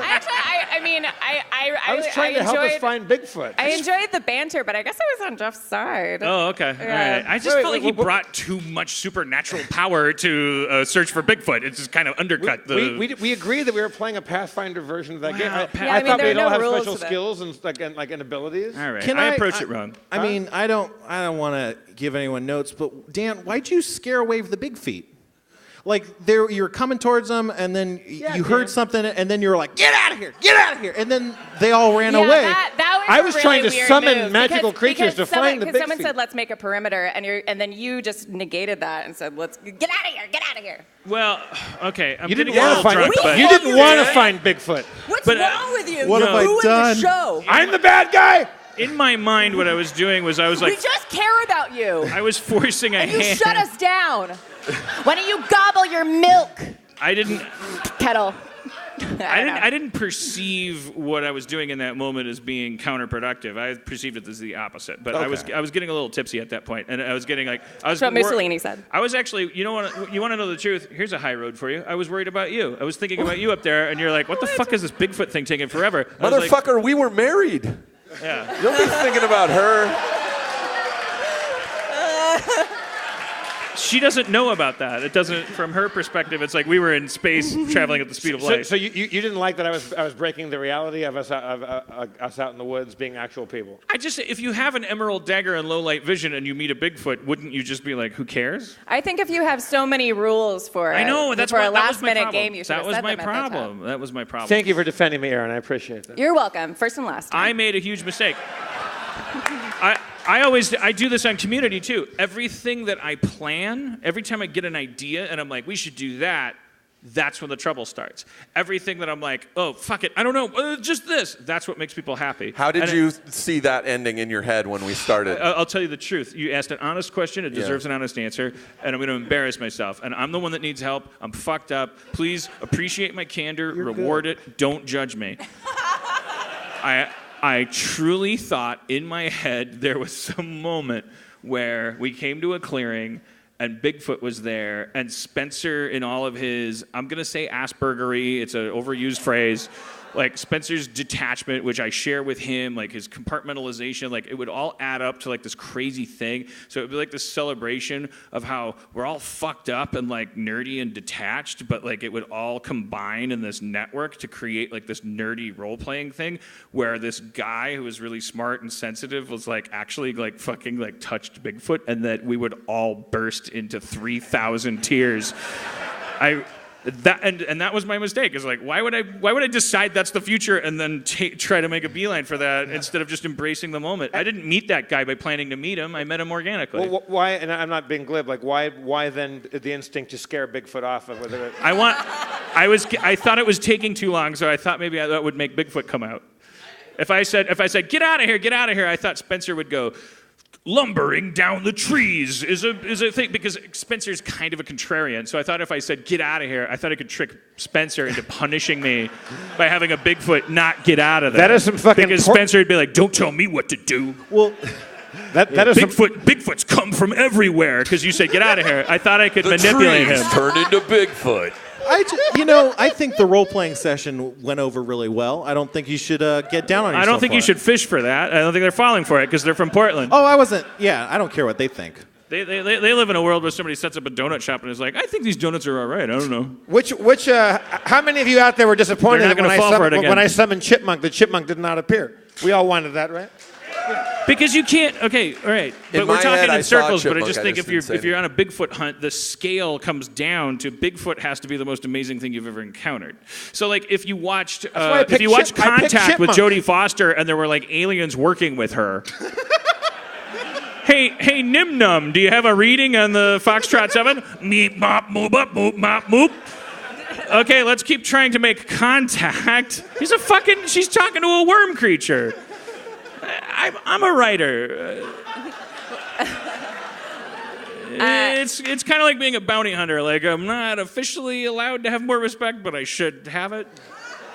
I put myself out there a lot. I've been through some shit. I'm like Dog the Bounty Hunter. I enjoyed it. I would like to actually do more. I feel like for the first, we only played for 10 or 15 minutes of that, right? Like, I think that was a good first 10, 15 minutes. I would like to play more of that, like us meeting Bigfoot role-playing game would be very Could I fun. be the chipmunk? Yes, Aaron, thank you. In the marriage of Steve Agee and Dan Harmon, let's say it continued, what would a lazy Saturday be like for you guys? Oh, it wouldn't be lazy, first off. Puttering around our little yard. What time do you wake up? Do you guys eat together? Like, what does that look like? It was a weekend? Yeah, it's just a Saturday. We lay in bed, just our bed of pine needles. I feel like it would work. I feel like it would work really well. Because I feel like Agee and I are lazy both like, motherfuckers. Wait, because I feel like I'm really mean to you and unfairly because you're too symbolic, like because you're my wife. So now like, there's all these tickets you didn't buy. So like I'm like mean to you for artificial dishonest reasons. Like whereas like so if I was in a weird relationship, I just call gay people weird. If I was in an awesome relationship, like one that was unexpected to me, with Steve, it would force me to stop playing recordings of my dad when I talk to my partner. And I think when I'm mean to you, I'm not. It's not me as I'm. I ship it. Oh, okay, good. Well, let's do it. I mean, what no, if I should just think of you as Steve Agee. That's the thing. Yes, I could do it. Hey, I'll show up everywhere first.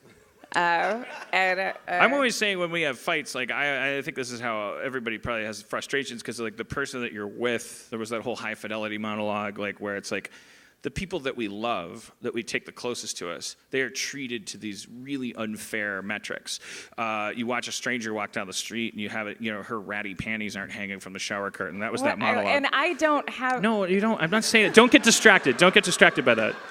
I'm saying that's a metaphor for the fact that the people that we're with every day, we're being so unfair to them, but they're the people that we trust. So it's and it has to do with self-loathing because we like the way we look through strangers' eyes because we hate ourselves. So it's we're actually being more dishonest when we first meet somebody, and then we slowly gain intimacy, which should be a gateway to unprecedented levels of honesty. And instead, sometimes there's a little clamp that comes down, and you go well, this person knows me now, and I'm kind of ashamed of myself, and you start to play out these operas that you saw your parents play out. I'm not blaming anything we should all work towards it, but that's what happens is I'm ashamed of myself when I fight with you because I hear myself saying things that I don't actually feel. I just have a relationship, and then the relationship is making me go well, I should be mean right now. Can we try something? Because I have a new tactic. Okay. Okay, we're gonna do a little role play. We're at a frozen yogurt place. You're at a frozen yogurt place. This one you're into. You scared the It's pulling fucking teeth to get us in the woods and meet Bigfoot. It should have been up your alley. I'm just a world simulator, Dan.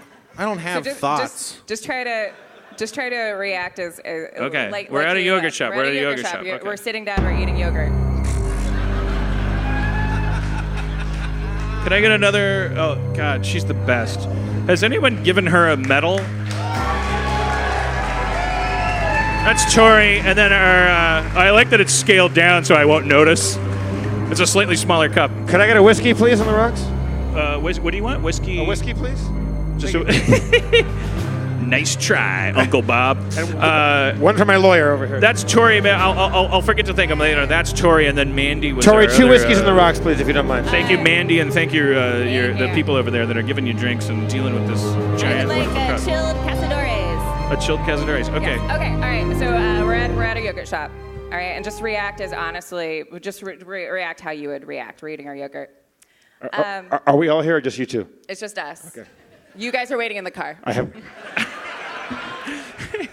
have an emerald dagger.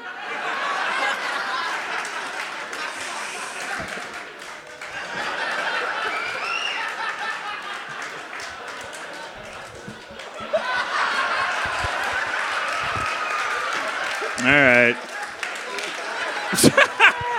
Jeff.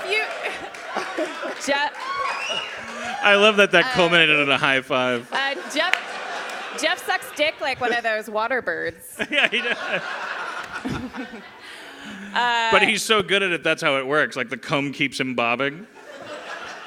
It was just come. Yeah, he makes you come that fast, that consistently. So, Steve, do you feel guilty about cheating on Dan? Well, no, he's cheating on me. He's in a yogurt shop with this chick.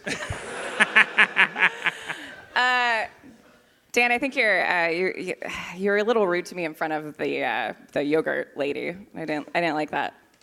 Why are you trying to make me apologize? I'm not trying to make you apologize. So let's go 5 minutes. Okay. Okay. So now I'm like fuck you. Yeah, hysterical. Get a job. You're 3 episodes behind on Community, and it pays your rent. Fuck you. You should feel bad about things, not just me. Get even angrier. Or or you don't have to say well, what. Just are we at this point? Is usually when we've split up, and I'm just texting you horrible Kevin Spacey, Fuck off. Okay. Fuck you. Well, similar. This isn't okay. All right. So my planned reaction is what I'm gonna do. Like, if you're looking in my face, just say I hate you, and I'm very angry. Like, yell at me and say I hate you. Okay, my line is I hate you. Yes. I hate you.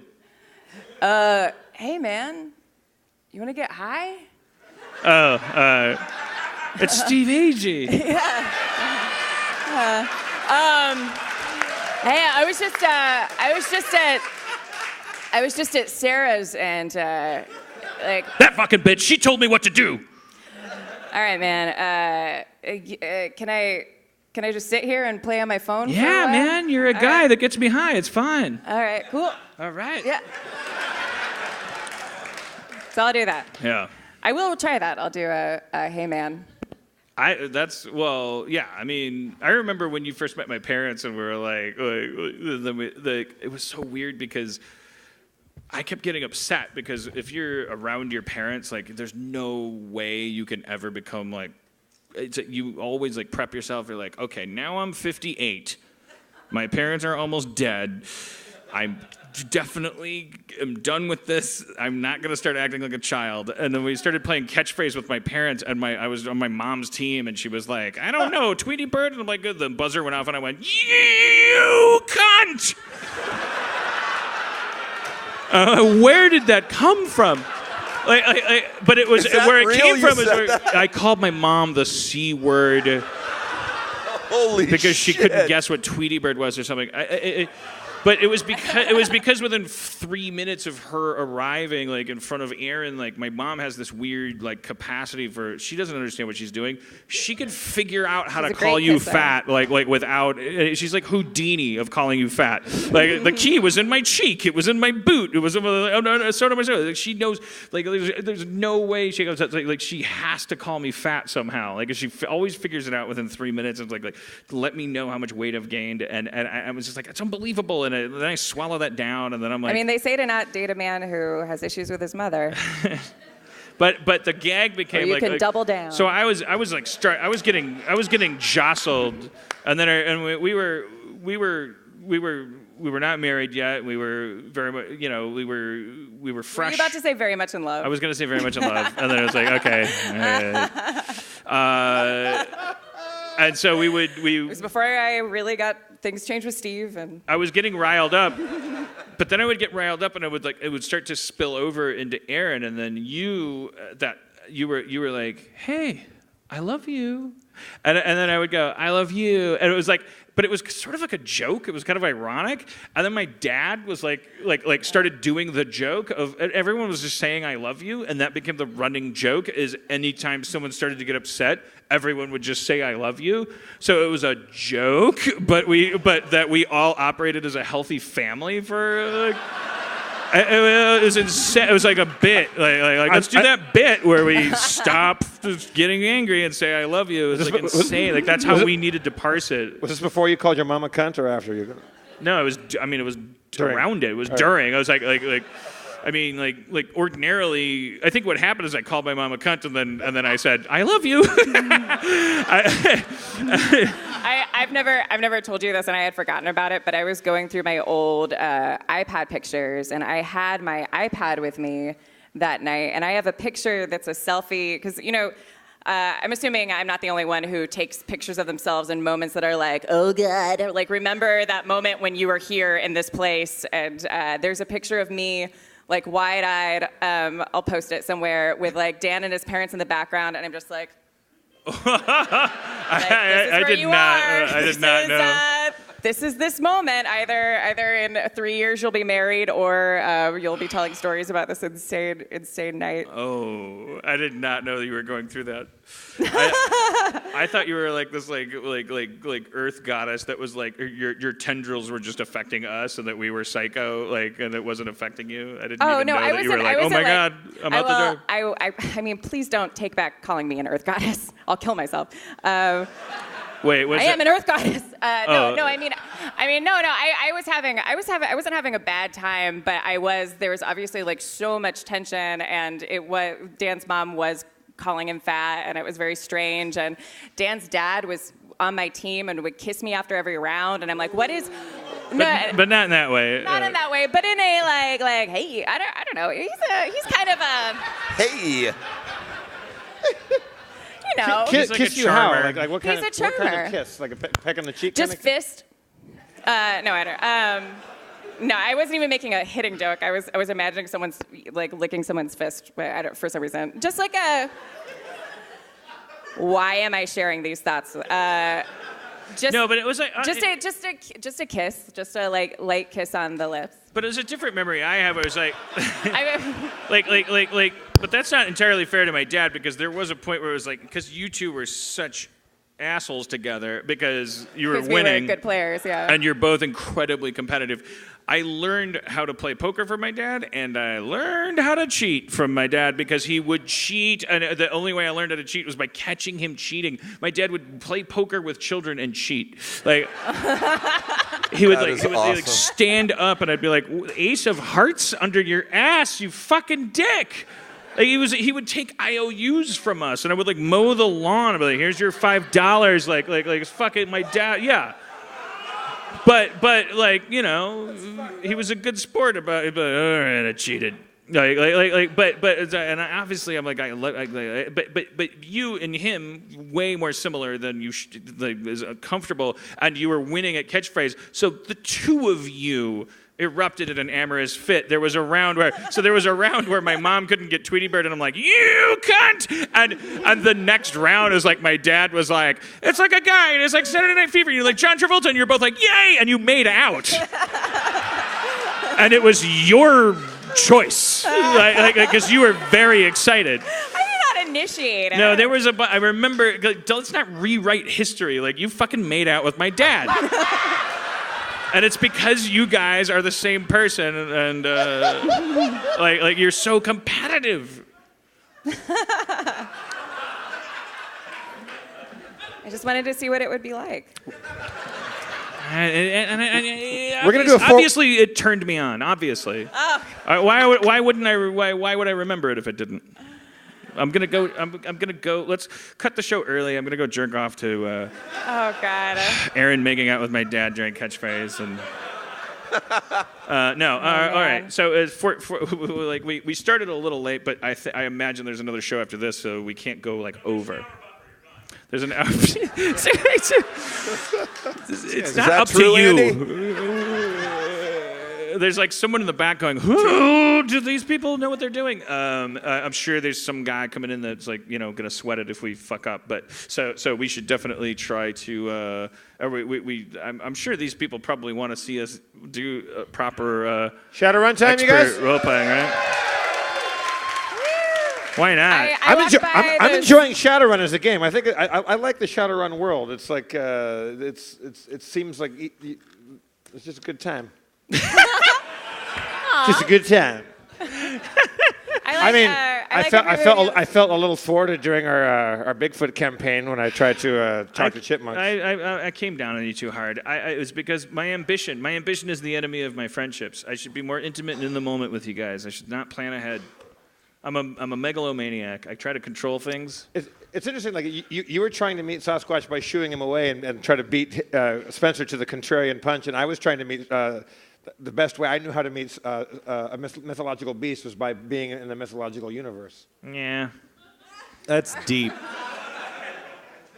I don't believe that. I think you're lying. I think I feel like you just wanted to have an emerald dagger and low light vision. I did, yeah. I don't think you thought that was going to attract Bigfoot. No, I thought that would be the fastest way. You use low light vision and an emerald dagger to meet and communicate with chipmunks. Yeah, if you knew how dumb that sounded, but you know, chipmunks aren't going to help you. That was just you. You were like, I need to have an edge. I wanted to communicate with the forest and like link into the. Jeff, be Steve. Huh? Be Steve. Be Steve. Yeah, just try it. No, she's saying, yeah, say, hey, man, and offer to get me high, because you're like, now I'm turning into an asshole. All right. Dan, you want to pass down the character sheet so we can kick this motherfucker off? All right. No, I wasn't really mad. I know. Okay, all right. But I didn't want to have a moment backstage. We're like, wait, what? No, we were Very both uncomfortable we were both watching trying you to guys help fight. in different ways, and it was cross purposes. Yeah. So who is Steve playing tonight? Will he be Dr. Friend, probably? I think I gave him Dr. Friend, yeah. All right. I walked by those same two homeless guys earlier today, and they called me beautiful. Yeah. Were those the guys that like my coat, probably? Yeah. They called me, like, speaking to the vanity thing. They called me beautiful, and I was like, oh, thank you. And then I passed by them another time, and I was kind of like, here it comes again, and they didn't say anything. And I may have even brushed my hair before I turned the corner. Oh, Portland. I'm enjoying your puritanical outfit, Aaron. I mean that. Like, I like that look on you. It's very. Thank you. I don't know what. What is sexy about that? Because I saw you look very beautiful, and I don't know what it is because it's like not typically like I don't know. I like the clean lines. Thank you. You like the clean lines? Yeah. It's simple. Yeah, maybe it's just the unbridled kind of Underneath stability. tumors. Unbridled stability. Unbridled. This is your new perfume, right? Yeah. That would be the worst title to our podcast of all time. She takes no chances. She's reliable. Where unbridled meets sensitivity. She doesn't go out because it's unsafe. She believes in witches. She might be one. She might not. All right, Spencer, shall we let's? Shall we let's? Do we have a guest? Do we need a guest anybody? backup artist or? Yeah, Teo from Finland. Teo from Finland. Yeah, I don't know. Wait, is that a character? It's the new character Dan's playing. No, it's he wrote the recap. Yeah, Tale from Finland wrote the recap. Sorry. We invite people to write recaps if you ever want to write what Spencer does and recaps our last venture. I was asking if we needed somebody. I'm wasting our last 10 minutes. I was asking if we needed anybody to play anybody. Are we missing a character, Spencer? I mean, yeah, but it's fine. Let's just do it. We have a gang of friends upstairs. We can bring somebody else down if you want. We got, yep. Yeah. Hey, is Jonah Ray here? Jonah, you want to come down? Jonah Ray, everybody!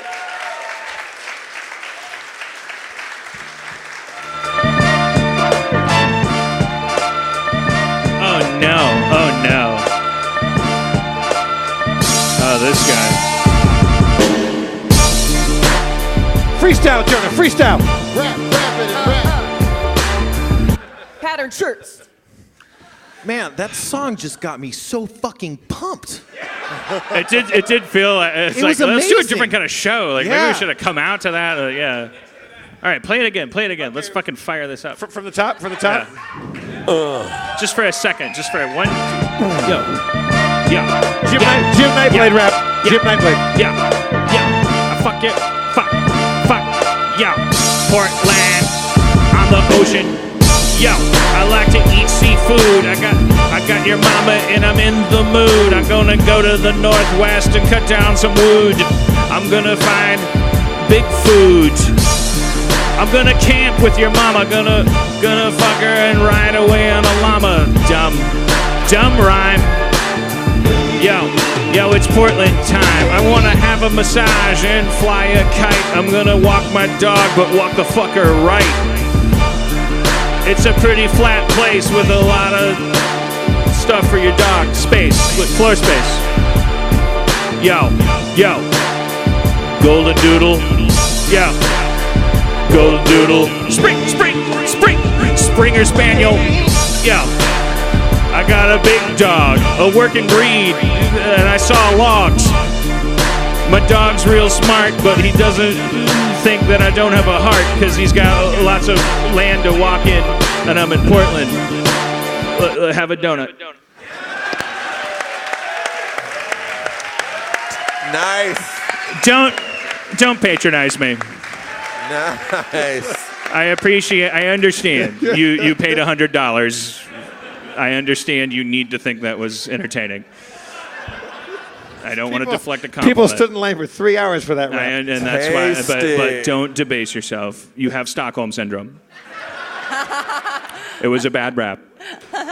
You admire a bad person. Everything you think is entertaining is bad.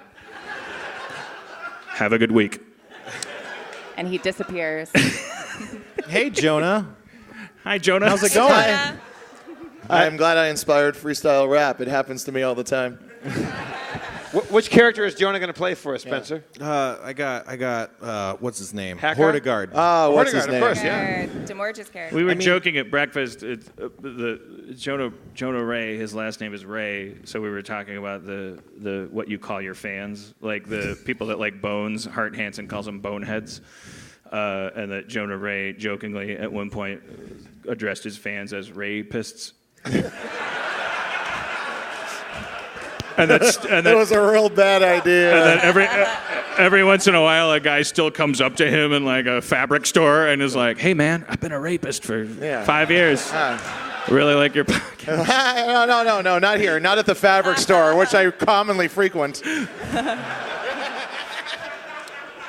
Anywhere but here. I was a rapist before I met my wife, but then I turned her on to it. Now she's a rapist too. And we... The only other option is Jonah Racist, and I don't know if that's even any better. I'm a Jonah Racist. Oh, no.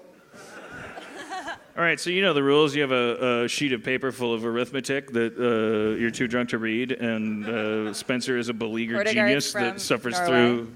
Hey, that's very kind. All right. It's not a joke. I appreciate it. I love you. I love you. I love you too.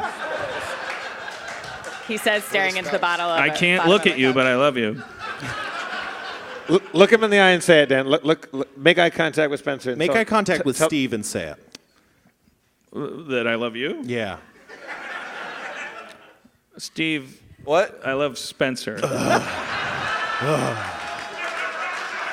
What the fuck? He wasn't even... That was just an abusive Steve. All right. Spencer, I got you high. Yeah.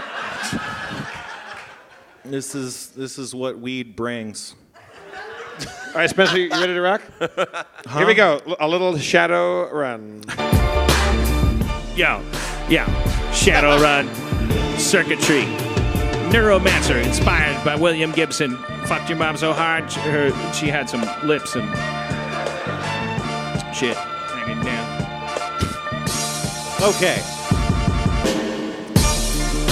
Last time on Shadowrun, the gang was back at the bar where they found a mysterious magenta-clad man with a bow and arrow.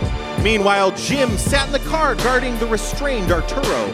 Not convinced with his reassurances, Nightblade went John Travolta in the back seat and blew the helpless gangster's brains out before throwing the stiff in the nearest dumpster. The gang's fixer, Teddy, revealed he hired a brooding bowman hacker called Hackeye, who was around to help with scrubbing surveillance data and destroying digital evidence. And the gang found themselves a new gig, acquiring Baldwin Brown's research from a brain clinic, secured with vibration sensors, cameras, and guards. The runners agreed to jump in Hackeye, whatever that meant. But would his prowess help them pull off their first clean shadow run? Would he be able to keep deflecting Mercy's moves, or would he get his boffin's balls kissed? Find out. Harmontown. Thank you.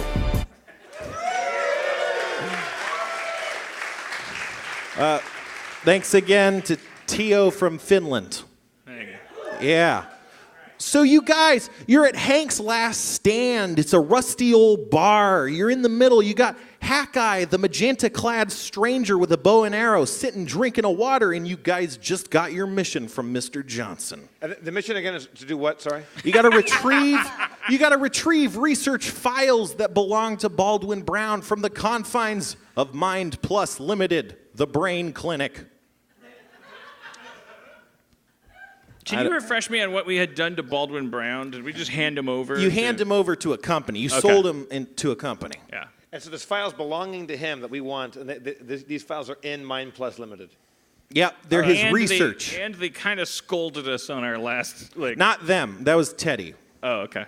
I just care about you guys. All right.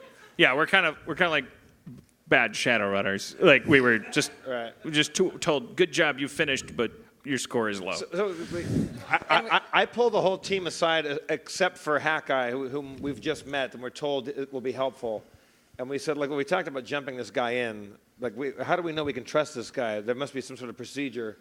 Well, he was recommended by Cool Ted, Teddy. right? Yeah. I mean, we can do what we did when we first met, when we were testing each other. You give him an old Tennessee reach Tennessee around. witch rat, yeah. Yeah. Tennessee reach around. Yeah, let's take him out back. Hey, let's all give him a Tennessee reach around. Yes, yeah, We No all one's there. wink at each other knowingly. yeah. Who's playing? Are we about to rape somebody? I don't understand what the fuck is that. What the fuck is a Tennessee reach Is someone around? playing this I love character? Jonah Ray. This I game love has gotten Jonah pretty Ray. Edgy. It's gotten pretty edgy. As I remember the Tennessee reach around, what it is we say we're gonna trust each other, and the hardest thing to do ever is to have someone behind you. Right. And so How can everybody in a group always have someone watching their back? And Yes. the answer is the Yeah. Tennessee reach around. And we hold a weapon in our right hand, and we make them expose some skin on their stomach, and we say, I'm not gonna hurt you there. You have to stand still, and if they stand still for a minute and believe you, then they get that weapon, and they get to join the team. And That's then we the reach Tennessee around. reach around. There's no reaching around. Or Tennessee. It started in Tennessee. I thought yes, and All right, so I caught myself. Were you about to tell everyone to get out of their git? No, I was gonna pitch a different thing, but Let's hear it. I mean, if you remember it differently. I mean, it's been Hey, so it's long. I thought it was when we all got in a kind of like leapfrog type line where everyone gets to okay. experience someone whispering in their ear, "I've got your back, bro." Yeah. And then you go around so that everyone knows that everyone's got their back You could just stand in a circle. and say, "I got Then your back." everyone's behind everyone else's back. Oh yeah. Oh God damn it! Oh wait, who are you? Hordegard. My name's Hardegard. Oh okay. Yeah, he's the smart one. Yeah, let's do it in a circle. Okay, Right. we all go out in the parking lot in the back, and we get in a circle, and on the count of 3, we're all going to say, I got your back. Yeah, all right. Okay. 1, 2. 2. Do we say it on 3 or 1, 2, 3, go? We'll say it on the 4. So 1, 2, 3, say I 4, got yeah. your back. Whatever we're But don't say forward. 4. Can I just Don't ask say more. before we do this? I mean, should we jerk each other off? Well, no. I mean, that's just only That's if the we. Tennessee reach around. Yeah. Yeah. Right. A lot of people That's ask what we that. get A if lot we of do people this ask that. right. Shouldn't we have a secret? No, You know what this I mean? isn't.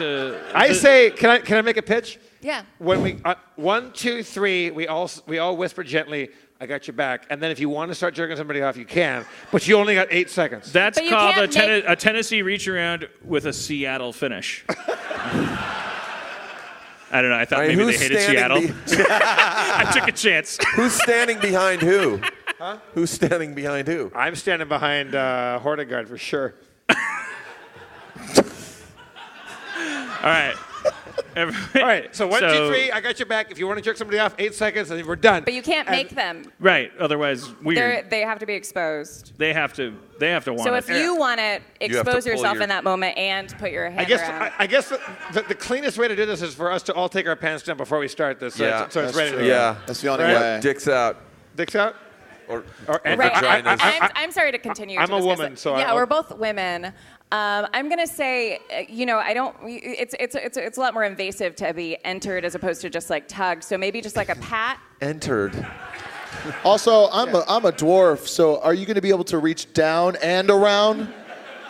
Oh, most certainly. Okay, good. Yeah. How can the person in front of you let you know that they're open to this if we're all dropping our pants? Everyone that's available for this do Well, pigtails. Well, when we count to 3, you pull up your pants if you don't want it. On the count of 3. So wait, we count to 3. I have to urinate really bad, so nothing might Oh my come God, out. me too. I gotta go to the bathroom. Really What if you pee instead of cum? Exactly. quick. What is the On the difference? count of 3, everybody close your eyes. If you want to take your pants down, you take your pants down. And then we open our eyes. You look at the person in front of you. If their pants are down, that means they're open for the Tennessee reach round with Seattle finish. Then we Okay. count to 3 again, and then we say, I got your back. And then if you want to jerk somebody off, 8 seconds. Why don't we all just fuck? It's clearly what we're trying to get at, and we're not doing it. We're just playing these games. Also, don't we already know each other? Yeah, like we're jumping a stranger in, but we're like But we really. have to. We don't know Hat Guy. believe in. Hat We Guy's don't believe new. in hazing. We believe in like Hat Guy is a we're new we're a new group if we're bringing somebody in. Hat Guy is a new technomancer we've just met at the bar. We don't know this guy. So he's a robot? He's part machine, part man, right? So he's the one that we can't even jerk off? Maybe he's a jerk-off machine. I will tell you that in a Tennessee reach around, there is a phrase we use for the guy that doesn't drop his own pants and then is willing to jerk off the person in front of him. What's The that Robert E. phrase? Lee. Republican. No, okay, come on. Wait, I know exactly. They're not conservative. They just hate hat comedy. Let's do it. Okay. Wait, so hold on. So just so We count to three, and then encore. Close your eyes. Count to three. We Drop close- your we pants close or our not. eyes, take your pants off or not. Okay. Then we count to three again. Open your eyes. Look at the person in front of you. If their pants are down, then that means they're willing to get the Seattle finish from the Tennessee reach around. Right. So it's 1, 2, 3, How go. are we You going get to show? 8 Okay, seconds so to- if your pants are down, You raise your hand. You raise your hand. So we have to close our eyes. No, you don't have to raise your hand. Your pants are No, down. but I'm saying mean on to the represent it on stage, stage, we should raise our hand. Okay. Yeah. Gotcha. All right, okay. So we close our eyes. He has a Who's question. that? No. Is Hackeye even with I you? think Hawkeye is like the audience right now, and it's just like, what? Is the Yeah. Hat Guy walked away as we've been trying to Can we figure have this somebody- out. That's right. No, he didn't get invited out back with you guys. Oh, shit, he stole the bar. I'll go get him. I'll go That's get him. good, though. He That's left. good. We Where- should go Yeah, get yeah, him yeah. now that we know what we're doing. Should we have Craig come back up? Okay, you Correct guys, down here. I'll Craig, run, are you I'll here? run in and get him. While we're Craig, waiting, can we where are all you? just practice our Tennessee reach-arounds? Yeah, we should practice. We should do a practice round. I think so. All right. Close your eyes. 1, 2, 3. And I'm inside. Oh, come on, Aaron. I'm inside. All right. I'm Well, inside. this is going to work out easy. Okay. All right. Good job, guys. Do we just Okay, go? so no, Should we I go? have to. I'm grabbing him. You got Yeah. Hat Guy? Hawkeye, can we talk to you outside? Yeah. All right, this way. Just be open-minded. Okay. Oh, hey, man. Hey, Hawkeye. I haven't explained to him what's going down, but we're gonna do our rituals. Have you ever been to Tennessee? I feel like it's pretty self-explanatory, but lay it out for him. Yeah. No. Let's just, Spencer at the bar, like at one point, was like, I forgot my Shadowrun notes. I'm like, don't worry about it. I think we're gonna be fine. What if we saw he got his notes and we looked at it and it was like Everything. needlessly argue about jerking each other off. Yeah, like a whole Exactly. map. Yeah. It's like 3 seconds, then raise your Graphs hand. and- You know what? Let's stand in the circle. Hawkeye, part of this is just trusting each other. And I'm not gonna. I'm gonna explain this, and we're gonna go 1, 2, 3. We're gonna do it. You weren't here when we decided who was going to take our pants off. Oh yeah. What? We should, I don't know, we had our eyes closed. Basically everybody. Yeah. everybody, but we should count to 3 and give them the opportunity, right? Yeah. So at the count of 3, if you wanna get jerked off, or no, if you wanna be in this brotherhood, or what is this? We're the toughest gang in town. It honestly is if you want to get jerked off, because it doesn't preclude. Also, are you guys hard? Like, how is this working? Are we like? Well, That's fucking none of your not business. anymore. All right. Well, I will be in a I'm moment. I'm a woman. So yes. Right. So it is. Okay. This is one of the moments when I imagine a floating mom head with her eyes just. You could have been a lawyer. And a floating hand coming up above the head.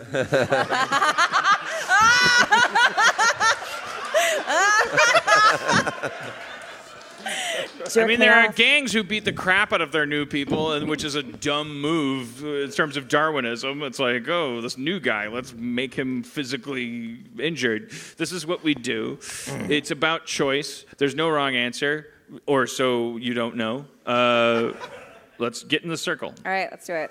Get in the circle. Okay. All right. Nice. 1. That's quick. All right, close. I got your back, bro. I've got your back. I've got your back. All right.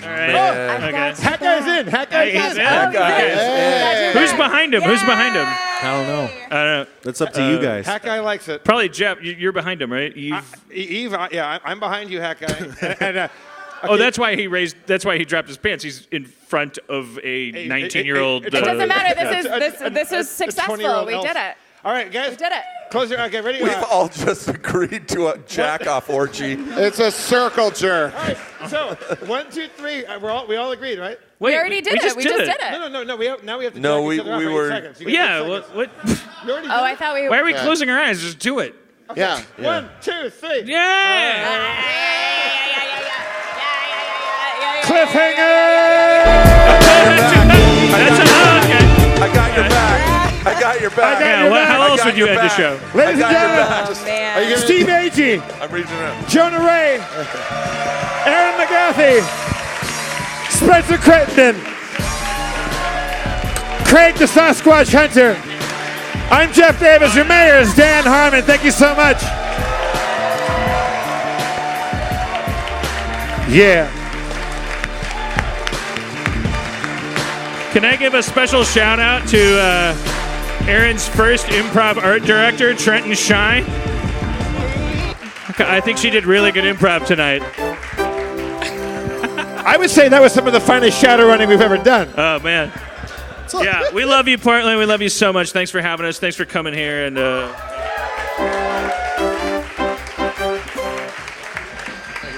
Did you get any of that? It's a good show.